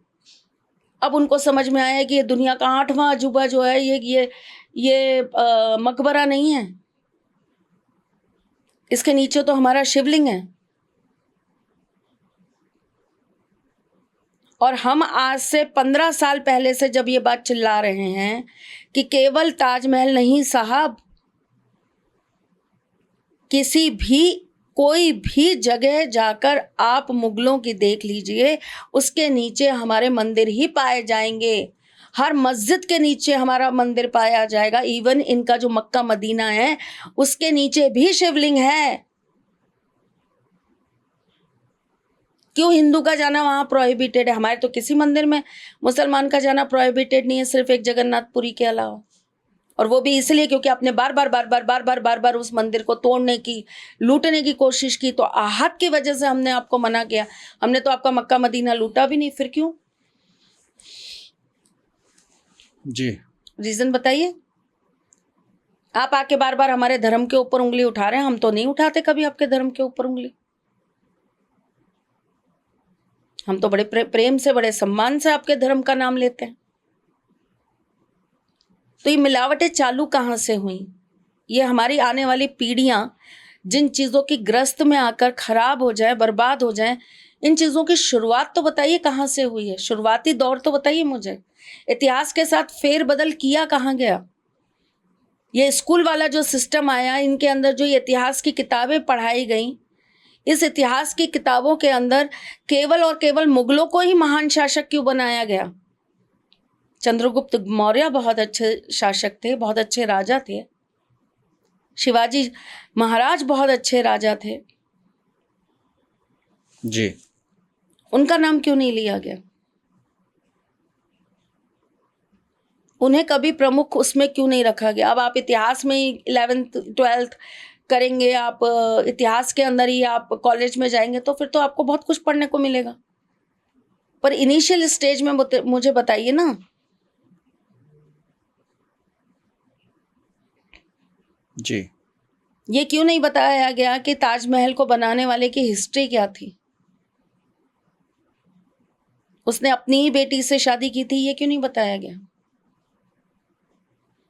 तो कितनी चीजों के साथ उलट पलट किया गया, कितनी चीजों में मक्खन लगाया गया, कितनी चीजों को हटा दिया गया। उस इतिहास की किताब में इतिहास जैसा कुछ भी नहीं रहा।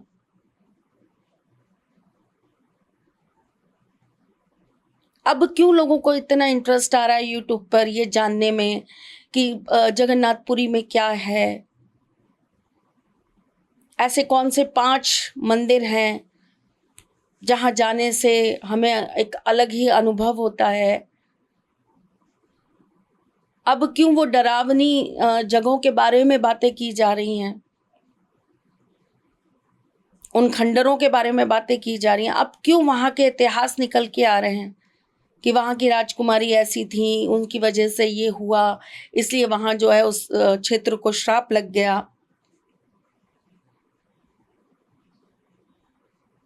अब क्यों आए दिन मूवीज बन रही हैं महाभारत के ऊपर, रामायण के ऊपर, 10 जी। अवतार के ऊपर? जी जागरूकता आ रही है, बिल्कुल। अब चीजें संभल रही हैं। टेक्नोलॉजी ने अगर कुछ नुकसान किया है तो टेक्नोलॉजी ने ये भी अच्छा काम भी किया है कि अब हम बहुत दूर तक की चीजें पढ़ पा रहे हैं, जानकारी प्राप्त कर पा रहे हैं। बहुत सारे ऐसे लोग हैं जो अपने अंदर दबा के बैठे थे चीजों को, वो आपके सामने प्रस्तुत कर पा रहे हैं, ला पा रहे हैं सच को। तो ये टेक्नोलॉजी का अच्छा रूप भी है। मैंने कहा ना, जहर उगलने वाला जानवर जितना घातक होता है वो उतना सहायक भी होता है हमारे लिए।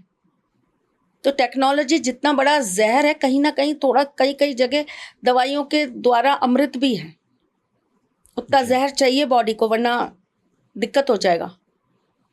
बिल्कुल। तो टेक्नोलॉजी जितना जहर है हमारे लिए, कहीं कहीं हमारे लिए फायदा भी बहुत है। तो हमारी संस्कृति, हमारी चीजों के साथ बहुत छेड़छाड़ हुई है, बहुत छेड़छाड़ हुई है। इसलिए चीजें इस तरीके से, इस रूप में सामने आ गई हैं कि हम अब बस लकीर के फकीर होके उस पैटर्न को तोड़ना नहीं चाहते। मैंने कहा ना, कंफर्ट जोन। मैंने 2026 में आपको क्या बोला? कंफर्ट जोन को तोड़िए अपने को। जिस पैटर्न से चल रहे ना, वो पैटर्न तोड़िए। प्रकृति आपको कभी गिरने नहीं देती अगर आप परिवर्तन लाते हैं। प्रकृति की सबसे बड़ी डिमांड है परिवर्तन। लेकिन वो परिवर्तन करने से ही हमें डर लगता है, हम घबराते हैं, हमें दिक्कत होती है, हमें बहुत अनकंफर्ट फील होता है जब हम बात करते हैं किसी भी चीज को परिवर्तित करने की। तो ये कहाँ लिखा था? मुझे वो किताब बताइए, हमारे सनातन में ये किताब बताइए जहां लिखा था कि रविवार छुट्टी है। कौन से गुरुकुल में रविवार को छुट्टी होती थी? कौन से ऋषि मुनि रविवार के दिन यज्ञ हवन नहीं करते थे?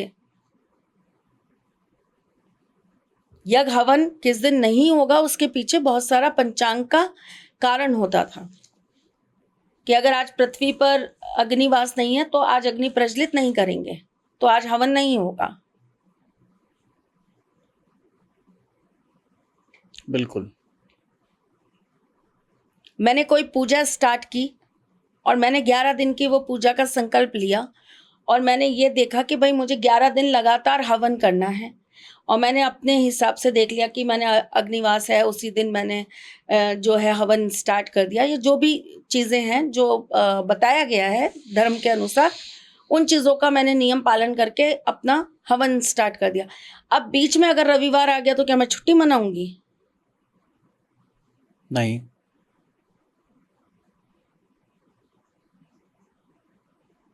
एक माँ छुट्टी लेती है अपने काम से, प्रकृति छुट्टी लेती है अपने काम से। बिल्कुल नहीं, रविवार सबसे ज्यादा एनर्जेटिक डे होता है और शनिवार जो होता है सबसे बड़ी सिद्ध रात्रि होती है हर शनिवार। तो जितने साधक है, जितने हम हमारी वाली उसके लोग हैं, हमारे विषय के जो लोग हैं, वो सब शनिवार की रात्रियों में ही ये कार्य करना पसंद करते हैं। जी। पूजन पाठ और सारी अपनी शक्तियों को अर्जित करने का कार्य। उसी प्रकार रविवार जो होता है वो उन सारे कार्यों को जो है पूर्ण करने का दिन होता है। जी। हमारे यहाँ रविवार को किसी भी चीज का विसर्जन वर्जित बताया गया है।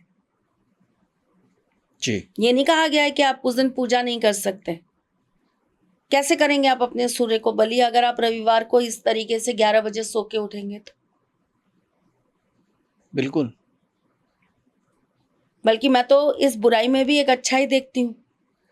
अगर हमें संडे का दिन मिल रहा है छुट्टी के लिए, हम बाकी सारे दिन अपनी ब्रेड बटर कमाने में लगाते हैं, तो हमें एक दिन पूरे नियम के साथ, पूरे कायदे के साथ हमें अपनी पूजा पाठ करनी चाहिए।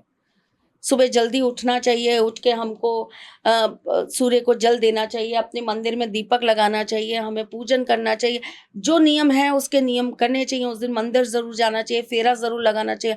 और हम क्या करते हैं? हम इसके विपरीत कार्य करते हैं। हम पूरे हफ्ते पूजन पाठ करेंगे क्योंकि ऑफिस जाना है, तो उससे पहले उठेंगे, दिया लगाएंगे, अगरबत्ती लगाएंगे, भागेंगे। भागती दौड़ती की पूजा रोज करेंगे, लेकिन एक दिन तसल्ली की पूजा नहीं करेंगे। मंदिर साफ करना है, अच्छा चलो ठीक है, दिन में लगेंगे, 12-1 बजे मंदिर साफ करने लगेंगे। कुछ चीजों को खुद भी सोचिए, मंथन करिए और उसको चेंज करिए। ये आपने बताया पाश्चात्य संस्कृति का असर किस तरीके से आज होता जा रहा है, और उसी के परिवेश में ढलकर जिस तरह लोग अपनी सनातन संस्कृति को, उनके सिद्धांतों को भूलते जा रहे हैं। मैं दर्शकों को कहना चाहूँगा कि आप लोग, जब हमने पिछला पॉडकास्ट किया मंगल के बारे में जब बात हुई, तो आप गूढ़ता से एक बार देखिएगा कि कितना डीपली माताजी ने उसमें बताया कि मंगल की कितनी विशेषता हैं जो शायद हम नहीं समझ पा रहे हैं। अब आप समझिए कि रविवार के दिन की भी कितनी महत्ता है जो हम लोग शायद अभी तक ना समझ पा रहे थे, ना ही जान पा रहे थे। उस रविवार को माताजी ने अपनी बातों में इतना एनर्जेटिक बना दिया है कि शायद आप आज भी जब सुनेंगे ये पॉडकास्ट, तो उसके बाद अब आपको खुद लगेगा कि शायद 6 दिन से ज़्यादा एनर्जी आपको 7वें दिन आने वाली है, और वो होगा रविवार, सूर्य का रविवार। तो अब इसी के साथ हम त्रिशला जी से पूछेंगे अगला उपाय इस 2026 के लिए। 2026 का अगला उपाय जो हमें करना है वो ये कि इस साल आपको अपने हाथ से अन्न का दान जरूर करना है, और आपको केसर का सेवन जरूर करना है। केसर अच्छा। की चाहे 1 पत्ती ही सही, लेकिन आपको डेली उसका सेवन जरूर करना है। अगर आप ये कहते हैं कि भाई हम रोज नहीं सेवन कर सकते, तो हफ्ते में 1 बार करिए, लेकिन केसर आप ग्रहण जरूर करिए। अच्छा। ठीक है। पानी जिस तरीके से वेस्ट करने से आपका चंद्रमा खराब होता है, उसी प्रकार से आपके शब्दों का आप अगर सही उपयोग नहीं करते, तो इससे आपका सूर्य खराब होता है। अच्छा। आपका बोलना क्या है? बुध। लेकिन उन शब्दों का बोलना तो बहुत अच्छी बात है, हम कुछ भी बोलते हैं, बोल तो अपन दोनों भी रहे हैं पिछले 1-1.5 घंटे से, अपन भी बता रहे हैं, लेकिन इन वाक्यों से किसी का भला हो रहा है, किसी के लिए कुछ अच्छा निकल के आ रहा है। लेकिन वही वाक्य अगर किसी का बुरा करते हैं, किसी का तिरस्कार करते हैं, किसी का अपमान करते हैं, किसी के बारे में चुगली करते हैं जी, तो ये आपके सूर्य को खराब करने का काम करते हैं। अच्छा। तो हमें अपने मुख से किसी की बुराई नहीं करनी, किसी को धोखा नहीं देना। सूर्य कमिटमेंट है।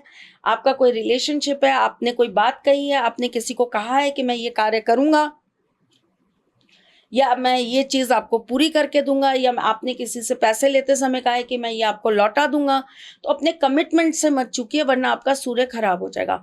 पिता के साथ तकरार मत करिए, घर में आप किसी भी तरह का आपस में लड़ाई झगड़ा मत करिए, वरना सूर्य खराब हो जाएगा। जी। बहस मत करिए।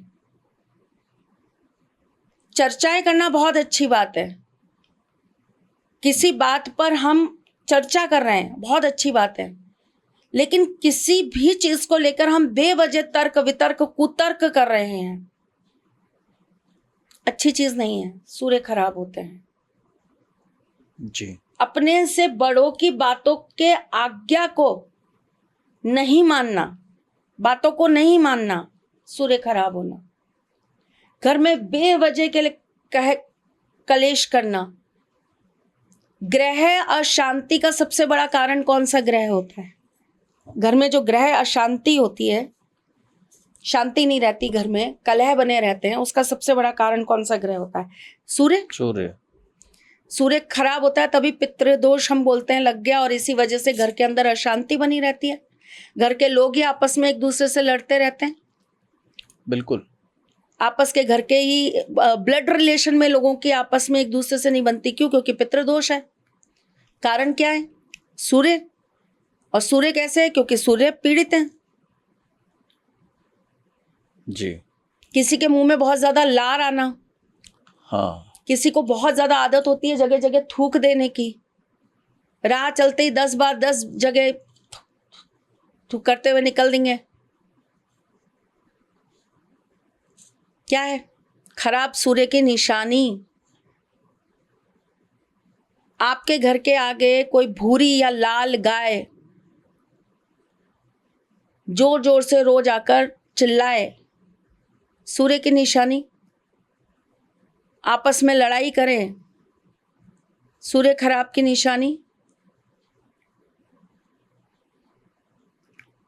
आपका मकान जिस जगह पर हो उसके इर्द गिर्द कबाड़ा, गंदगी स्टोर्ड रहे, सूर्य खराब की निशानी। जी। तो ये छोटी छोटी चीजें हैं जो बताती हैं कि आपका सूर्य किस तरह का है और कैसे आपके ऊपर प्रभाव डालता है। सूर्य खराब होगा तो भाग्योदय नहीं होगा। व्यक्ति काम करता है उसमें अटकाव ज्यादा आएंगे, बनते काम बिगड़ जाएंगे, अपने ही घर वालों की तरफ से हमेशा कामों में अवरोध पैदा होगा, घर के मांगलिक कार्य रुक जाएंगे, किसी भी कार्य में सर्व सहमति नहीं रहेगी, सपोर्ट नहीं मिलेगा। कोई कार्य करने जाएंगे, घर के लोग ही उसके अंदर सबसे पहले लड़ाई झगड़ा शुरू कर देंगे, फिर बदनाम फूफा मामा चाचा हो जाते हैं, बुआ हो जाती हैं कि ये आती हैं तो हमारे घर के अंदर कलह चालू हो जाते हैं। अरे भाई, अपनी कुंडली का सूर्य अच्छा कर लो, रिश्तेदार आपके सामने बोल भी नहीं पाएंगे, लड़ाई तो बहुत दूर की बात है। आपका तो उच्च का सूर्य है, कौन बोल पाता है आपके सामने? मैं ही नहीं बोल पाती बड़ी बहन होके। अच्छा, मेरी बात हो रही है क्या? अच्छा, आपकी बात का विरोध तो मैं ही नहीं कर पाती, बताओ। तो बच्चे कभी कहेंगे कि ये बुआ आती है तो कलेश करती है। कैसे करेंगी? पिताजी का उच्च का सूर्य है। नहीं, हमारा सूर्य नीच का हो तो भी हम नहीं कहेंगे कि आप कलेश करेंगे हमारे घर में आकर। नहीं, मैं एक मजाक की बात आपको समझा रही हूँ। जी। जिसका सूर्य अच्छा होता है उस घर के अंदर ऐसा माहौल बनता ही नहीं है, ऑटोमेटिकली नहीं बनता। मतलब आपसे लोगों को इतना कहने की हिम्मत ही नहीं हो पाती, ऑरा उस तरह का क्रिएट हो जाता है ना जी। उस तरह की एनर्जी वहां वास करती है कि फिर जो आएंगे वो, अरे घर का काम है, करते हैं, अपन भी करते हैं, अच्छा ये कमी तुम रुको, हम साथ में हम कर लेते हैं। वो भावना बदल जाती है, मन बदल जाता है ना। तो ये सूर्य अच्छे होने की निशानी हो जाती है। तो सूर्य खराब होंगे तो ये सारी चीजें आपके लिए दिक्कत करेंगे ही करेंगे। तो सूर्य आपके लिए जब अच्छे रिजल्ट्स कर सकते हैं तो उसको अच्छा बनाने का प्रयास करते रहना चाहिए।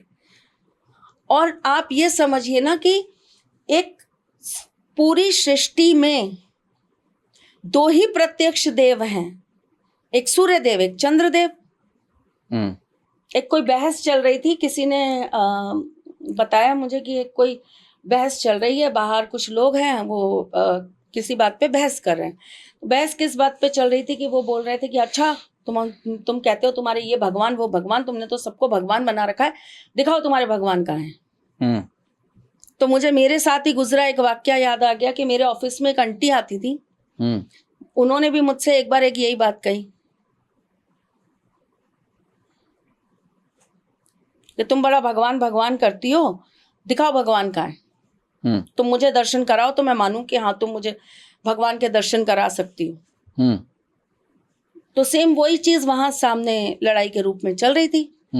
थोड़ी देर तो मैं वो 2 समुदाय की लड़ाइयों के दोनों के तर्क वितर्क सुनती रही। जिस तरीके से होता है जब लड़ाई होती है तो वो मुद्दे की बात तो कोई करता नहीं है, बेवजह की बातें और आ जाती हैं उसमें, तुम्हारा ये तुम्हारा ऐसा तुम्हारा वैसा। अरे भाई, जिस बात पे लड़ाई कर रहे हो उस बात पे लड़ाई करो ना। सही बात है, पॉइंट तो क्लियर रखो लड़ाई का अपना। तो इतनी सारी बातें हुई, फिर रहा नहीं गया तो मैंने कहा लड़ाई का मुद्दा क्या है? तो बोले कि लड़ाई का मुद्दा ये है कि ये कह रहे हैं अगर तुम्हारे भगवान हैं तो दिखा दो। मैंने कहा कोई बात नहीं। कोई इंसिडेंट की बात थी कि ये अमावस्या वाली रात्रि यहाँ चल रही थी, तो मैंने कहा इनको बोलो कि कल सुबह हम सेम जगह मिलते हैं, जितने भी लोग हैं सब सुबह आ जाएं, सुबह इनको भगवान दिखा देंगे। बोले आप दिखा दोगे? मैंने कहा हाँ बिल्कुल दिखा दूंगी, आ जाइएगा। बोले नहीं दिखा पाए तो? मैंने कहा जो आप चाहो वो कर लेना, 100% दिखा देंगे, ऐसी क्या बात है, भगवान ही तो दिखाने हैं आपको, दिखा देंगे। देवता ही देखने हैं ना हमारे, हम देवता के दर्शन करा देंगे आपको। बोले ठीक है। मैंने कहा फूल लेकर आना, पुष्प लेके आना, थोड़े से चावल लेके आना, सिंदूर लेके आना, पानी यहाँ पे हो जाएगा। जब भाई सामने दर्शन हो जाएंगे तो फिर उनको सब प्रेम भेंट भी तो करोगे कुछ, और एक मीठा लेके आना। तो ऐसे वो मुझे घूर के देखे, वो फिर बोले अच्छा ठीक है लेकर आएंगे। मैंने कहा ठीक है लेकर आना, बात खत्म हो गई। सुबह तय अनुसार 7:30 बजे वो लोग आ गए उसी जगह पे जहाँ उनको बुलाया था। हम भी पहुंच गए। बोले अब दिखाओ, कराओ दर्शन, कहाँ है तुम्हारे देवता? मैंने कहा वो रे सामने, रोज दिखते हैं आपको, आपके लिए क्या है वो? इतना सा मुंह हो गया। मैंने कहा सामान लाए जो बोला था? बोले लाए। मैंने कहा सब प्रेम भेंट करो, सब प्रथम जल चढ़ाओ, फिर थोड़ा सा ऐसे रोली का छिड़काव करो, फिर चावल छिड़को, फिर उसके बाद इतना सा मीठा अर्पित करो, कल से फिर पूजा चालू कर दो। साक्षात देवता हैं सूर्य देव। सही बात है। तो जो मंदिर मंदिर भटकते हो ढूंढने के लिए जिन्हें, वो साक्षात दिखाई देते हैं और आप उनकी कदर नहीं करते। मैंने एक एपिसोड बनाया था नंबर 1 के ऊपर वरुण के साथ। उसमें मैंने सूर्य देव की पूरी हिस्ट्री बताई थी कि सूर्य देव कौन है, उनके पुत्र कौन हैं, सूर्य देव का क्या कहानियां हैं सूर्य देव के साथ की। तो देखिए इतिहास को ना पढ़िए तो आपको पता लगेगा कि हमारे सामने जो सूर्य देव रोज उगते हैं और रोज ढल जाते हैं, उनका कितना बड़ा महत्व है। आज की डेट में देश और विदेश में सबसे बड़ा जो त्योहार मनाया जा रहा है ना, वो छठ पूजा है, जिसे आज से 10 साल पहले कोई कुछ मानता नहीं था बिहारियों के अलावा। बिल्कुल। और आज लोग उसकी महत्वता को जानकर, चाहे उनके कल्चर में है चाहे नहीं है, फिर भी वो उसको फॉलो कर रहे हैं। क्यों? क्योंकि उनको समझ में आ गया है कि सूर्य की पूजा करने से क्या चीजें प्राप्त होती हैं। बिल्कुल। सबसे ज्यादा सरकारी नौकरियां लगती हैं उस क्षेत्र में से, उस राज्य में से।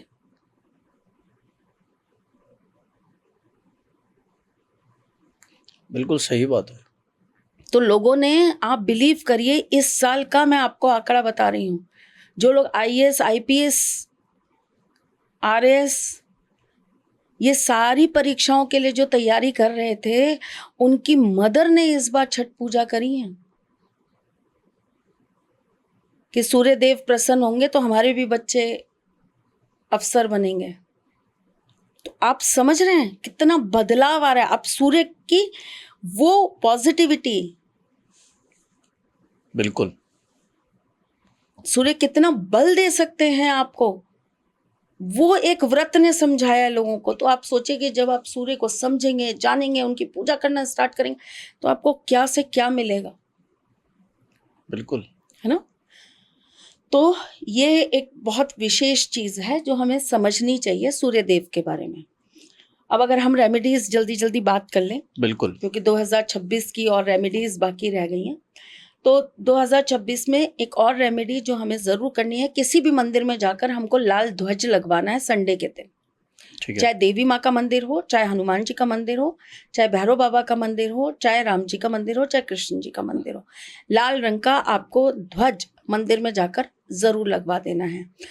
5 पान के पत्तों के ऊपर सिंदूर रखकर आपको रविवार के दिन भगवान जी के सामने भेंट करके आना है, लाल सिंदूर। जी, ठीक है। आपकी मनोकामना पूर्ति के लिए ये बहुत ही सटीक उपाय है जी, और कम से कम 3 रविवार आपको ये कार्य करना है। जिनके विवाह में अवरोध आ रही है सूर्य की वजह से, सूर्य ग्रह की वजह से जिनके विवाह नहीं हो पा रहे हैं, या जिनका वंश आगे नहीं बढ़ पा रहा है, जिन्हें संतान प्राप्ति में दिक्कत आ रही है, उन्हें अलग अलग 5 तरह के हनुमान जी के मंदिर में हर रविवार दर्शन करने जाना है, चाहे वो आपके क्षेत्र में हो, आपके शहर में हो, चाहे वो दूसरे क्षेत्र में हो, चाहे वो दूसरे शहर में हो। अब 5 अलग अलग तरह के कैसे, वो मैं आपको बता देती हूँ। एक हनुमान जी बाल रूप में होते हैं जी एक दक्षिण मुखी हनुमान जी होते हैं जी एक पंचमुखी हनुमान जी होते हैं जी एक काले हनुमान होते हैं और एक हनुमान बाबा वो होते हैं जो भूत प्रेत, जिन्हें हम प्रेतराज कहते हैं। तो 5 प्रकार के हनुमान जी हो गए। जी अगर आप प्रेतराज मंदिर में नहीं भी जाना चाहते तो नॉर्मल हनुमान जी के मंदिर को आप इसके अंदर जोड़ सकते हैं। 5 प्रकार के हनुमान जी के मंदिर हो गए। आप और भी हैं तो आप देख लीजिए कि आपको किस में जाना है। तो बिल्कुल आप 5 हनुमान जी के अलग अलग मंदिरों में 5 रविवार जाइए। अगर बीच में आपको गैप आ जाता है कि भाई हम 1 महीने में 1 ही बार जा पाते तो कोई दिक्कत नहीं, आप जाइए। जिन्हें अपने कुल देवताओं का पता नहीं है, जिन्हें अपनी कुल देवी का पता नहीं है, वो भी 2026 में अगर ये कार्य कर लेते हैं कि वो 5 अलग अलग हनुमान जी के 5 रूपों के मंदिर में जाते हैं तो उनकी ये कुल देवता नहीं पता होने की समस्या भी खत्म हो जाती है। उन्हें कभी अपने कुल देवता की तरफ से दोष नहीं लगता। अच्छा ठीक है। हनुमान जी के मंदिर में ये अन्य उपाय है।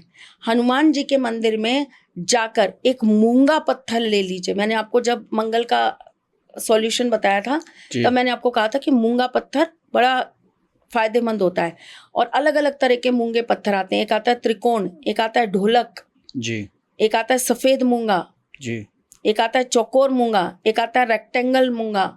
मूंगा अलग अलग तरह का आता है। एक आता है ओवल मूंगा। मूंगे की बड़ी अलग अलग शेप्स हैं और ये अलग अलग तरह की चीजों के लिए यूज होता है।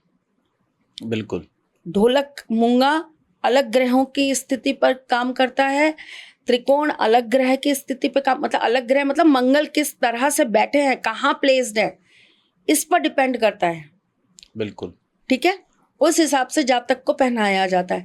तो आपको यहाँ पर सिंपल मूंगा लेना है। गोल मूंगा ले लीजिए, चौकोर मूंगा ले लीजिए। आपको ले जाकर हनुमान जी के मस्तिष्क पर ये मूंगा लगवा देना है पंडित जी से कह के। अच्छा आपकी कैसी भी मनोकामना हो, विवाह नहीं हो रहा, आपके विवाह में अवरोध हो रहा है, माँ बाप नहीं मान रहे आपकी शादी के लिए, आपका पार्टनर कमिटमेंट नहीं दे रहा आपको शादी के लिए, छोटा सा सरल सा उपाय करके देखिए, आपके जीवन में परिवर्तन आएगा ही आएगा। अच्छा पति पत्नी के बीच में अगर चीजों को लेकर परेशानियां दिन निरंतर बढ़ती जा रही है, रविवार के दिन दोनों पति पत्नी हाथ लगाकर अपना गेहूं और गुड़ मंदिर में दान देना चालू कर दें। अच्छा एक साथ मंदिर में नंगे पैर जाकर मंदिर फेरा लगाकर वापस घर आ जाएं। सरल सा उपाय करिए, पति पत्नी के रिश्तों में मधुर संबंध बनने लग जाएंगे। रविवार के दिन अगर आपको लगता है कि आपके घर के अंदर एनर्जी खराब हो रही है, आपके घर का ऑरा ठीक नहीं है, आपके घर की नेगेटिविटी बहुत बढ़ रही है, खास करके अगर आपके बेडरूम के अंदर चीजें खराब हो रही हैं, रविवार के दिन आप एक गाय का उपला ले लीजिए, उसके ऊपर आप लोबान रखिए, 2 लौंग रखिए और उसके ऊपर आप हल्का सा जो पीले वाला जो सिंदूर होता है जो हनुमान जी को चढ़ता है, ऑरेंज वाला जो होता है, वो सिंदूर थोड़ा सा डालकर उसका धूरी आप अपने पूरे घर में दीजिए, अपने बेडरूम में दीजिए और फिर देखिए कि आपके घर से नेगेटिविटी कैसे गायब हो जाती है। हर रविवार ये उपाय करना है जी। रविवार के दिन आपको सूर्य देव के सामने खुले पात्र, जैसे ये खुला पात्र है, ऐसे खुले पात्र के अंदर आपको पानी रख देना है। सुबह 6 साढ़े 6 बजे करीब आप रख दीजिए और दिन में 1-1:30 बजे करीब आप वो पानी उठा लीजिए। उसे ढक के रखिएगा ताकि कोई कीड़ा मकोड़ा ना जाए। उस पानी को आपको शाम से पहले पहले हस्बैंड वाइफ को दोनों को मिलके पी लेना है। आप लोगों के म्यूचुअल अंडरस्टैंडिंग में कमी है, आपकी शादी में दिक्कत आ रही है, बात डाइवोर्स तक आ गई है, चीजें खत्म हो जाएंगी जी। अगर कोई लेडी ये कहती है कि भाई मेरे हस्बैंड नहीं पीते, कोई बात नहीं, आप पी लीजिए। ठीक है। डायरेक्टली नहीं पीते तो सब्जी में मिला के पिला दीजिए, जी। चाय में डाल दीजिए। तरीके बहुत है। बच्चों को भी तो बहला बहला के चिया खाना खिलाते ही है ना। बिल्कुल। घर बचाना है तो काम तो करना ही पड़ेगा। और इसमें कभी कभार त्रिशला जी ऐसा भी प्रश्न आता है कि किन्हीं किन्हीं के पति कहना ही नहीं मानते हैं, और वो परेशान हैं इस बात से कि वो कहना नहीं मानते हैं, घर में किसी और की बातों में आकर, घर के बाहर किसी और की बातों में आकर खुद का संबंध खराब करने में लगे हुए हैं। उन लोगों को क्या उपाय कर लेने चाहिए? पूर्व दिशा में सूर्य यंत्र की स्थापना करनी है सबसे पहले, जी। क्योंकि सूर्य देवता हैं। अगर घर में कोई भी गलत रास्ते पे जाएगा, कोई भी अगर घर के अंदर कोई गलत कार्य करेगा, तो वहां पर बैठे हुए पिता रूपी सूर्य आपकी रक्षा करेंगे। जी। ठीक है। और गेहूं का एक छोटा सा कंटेनर ले लीजिए, उसके अंदर आप गेहूं डालिए, गेहूं के अंदर आप 2-4 केसर की पत्तियां डालिए और उसके अंदर आप हस्बैंड वाइफ की फोटो छुपा कर रख दीजिए और इसे आप अपने घर के पूर्व डायरेक्शन में बंद करके रख दीजिए। अच्छा। और हर 1.5 महीने बाद इसमें से ये जो गेहूं है ऐसे निकाल कर आप किसी पेड़ के नीचे रखाइए, बाकी आप वापस से चेंज करके सेम प्रोसेस दोबारा कर लीजिए। और कई लोग ये कहते हैं हमारे घर में ऐसा लगता है जैसे नेगेटिविटी बहुत ज़्यादा है, सभी की तबीयत बिल्कुल ख़राब रहती है, बीमारियों पे ज़रूरत से ज़्यादा खर्च होता है और कई बार तो बीमारियों पे खर्च करने के लिए दवाइयों के पैसे भी नहीं होते हैं। रविवार को महामृत्युंजय मंत्र का जरूर जाप करिए, महामृत्युंजय कवच अपने घर में जरूर स्थापित करिए, जी। नवग्रह पूजन जरूर अपने घर में करवाइए, जी। नवग्रह चौकी अपने घर के अंदर स्थापित करिए, या नवग्रह जो यंत्र आता है वो अपने घर में स्थापित करिए, जी। या वास्तु का एक नवग्रह यंत्र बनता है वो अपने घर में स्थापित करिए। जी। किसी भी बड़े अनुष्ठान या बड़े यज्ञ की जगह पर से थोड़ी सी भभूति लेकर आइए, उसे रोजाना पानी में मिलाकर अपने घर में छिड़काव करना चालू कर दीजिए। जी। घर की नेगेटिविटी खत्म हो जाएगी, घर के ग्रह कलेश खत्म हो जाएंगे। घर में बहुत ज्यादा ग्रह कलेश हो रहे हैं, घर में बहुत ज्यादा दिक्कत हो रही है, घर के इर्द गिर्द अशोक के पेड़ जरूर लगा लीजिए। अच्छा। घर में तुलसी के पौधे जरूर लगाइए। और एक आखिरी उपाय जाने से पहले अपने जी। दर्शकों को बता दीजिए कि जी। बच्चे जिनका कहना नहीं मानते हैं, बच्चों की वजह से, उनकी पढ़ाई की वजह से जी। परेशान हों, उन माताओं को क्या कर लेना चाहिए? पिताजी जो कपड़े पहनते हैं, जिस पर पिताजी के पसीने आते हैं, पिताजी के बदन को जो कपड़े लगते हैं, उन कपड़ों को कटवा के, छटवा के या दूसरे कपड़ों के साथ मिक्स करवा के अपने बच्चे को जरूर पहना दीजिए। जी। बहुत सरल उपाय है लेकिन बहुत सटीक उपाय है। बहुत बहुत धन्यवाद त्रिशला जी आपका। आने वाले 2026 के लिए आपने सभी को उपाय दे दिए हैं और इसके लिए हम सभी दर्शक दीर्घा की ओर से आपसे ही आभार व्यक्त करते हैं। और आप सभी दर्शक जनों से फिर एक बार मैं कहना चाहूँगा कि बने रहिए, जुड़े रहिए सारथी त्रिशला माता जी के साथ में, जो हमेशा लेकर आती हैं आपकी समस्याओं के समाधान और लेकर आती हैं आपके लिए आपके ही अनसुलझे सवालों के जवाब। आने वाला 2026 आप सभी के लिए मंगलमय हो। सारथी धाम हमेशा आपके लिए यही प्रार्थना करता है। तब तक के लिए बने रहिए, जुड़े रहिए। जय श्री कृष्ण। जय श्री कृष्ण।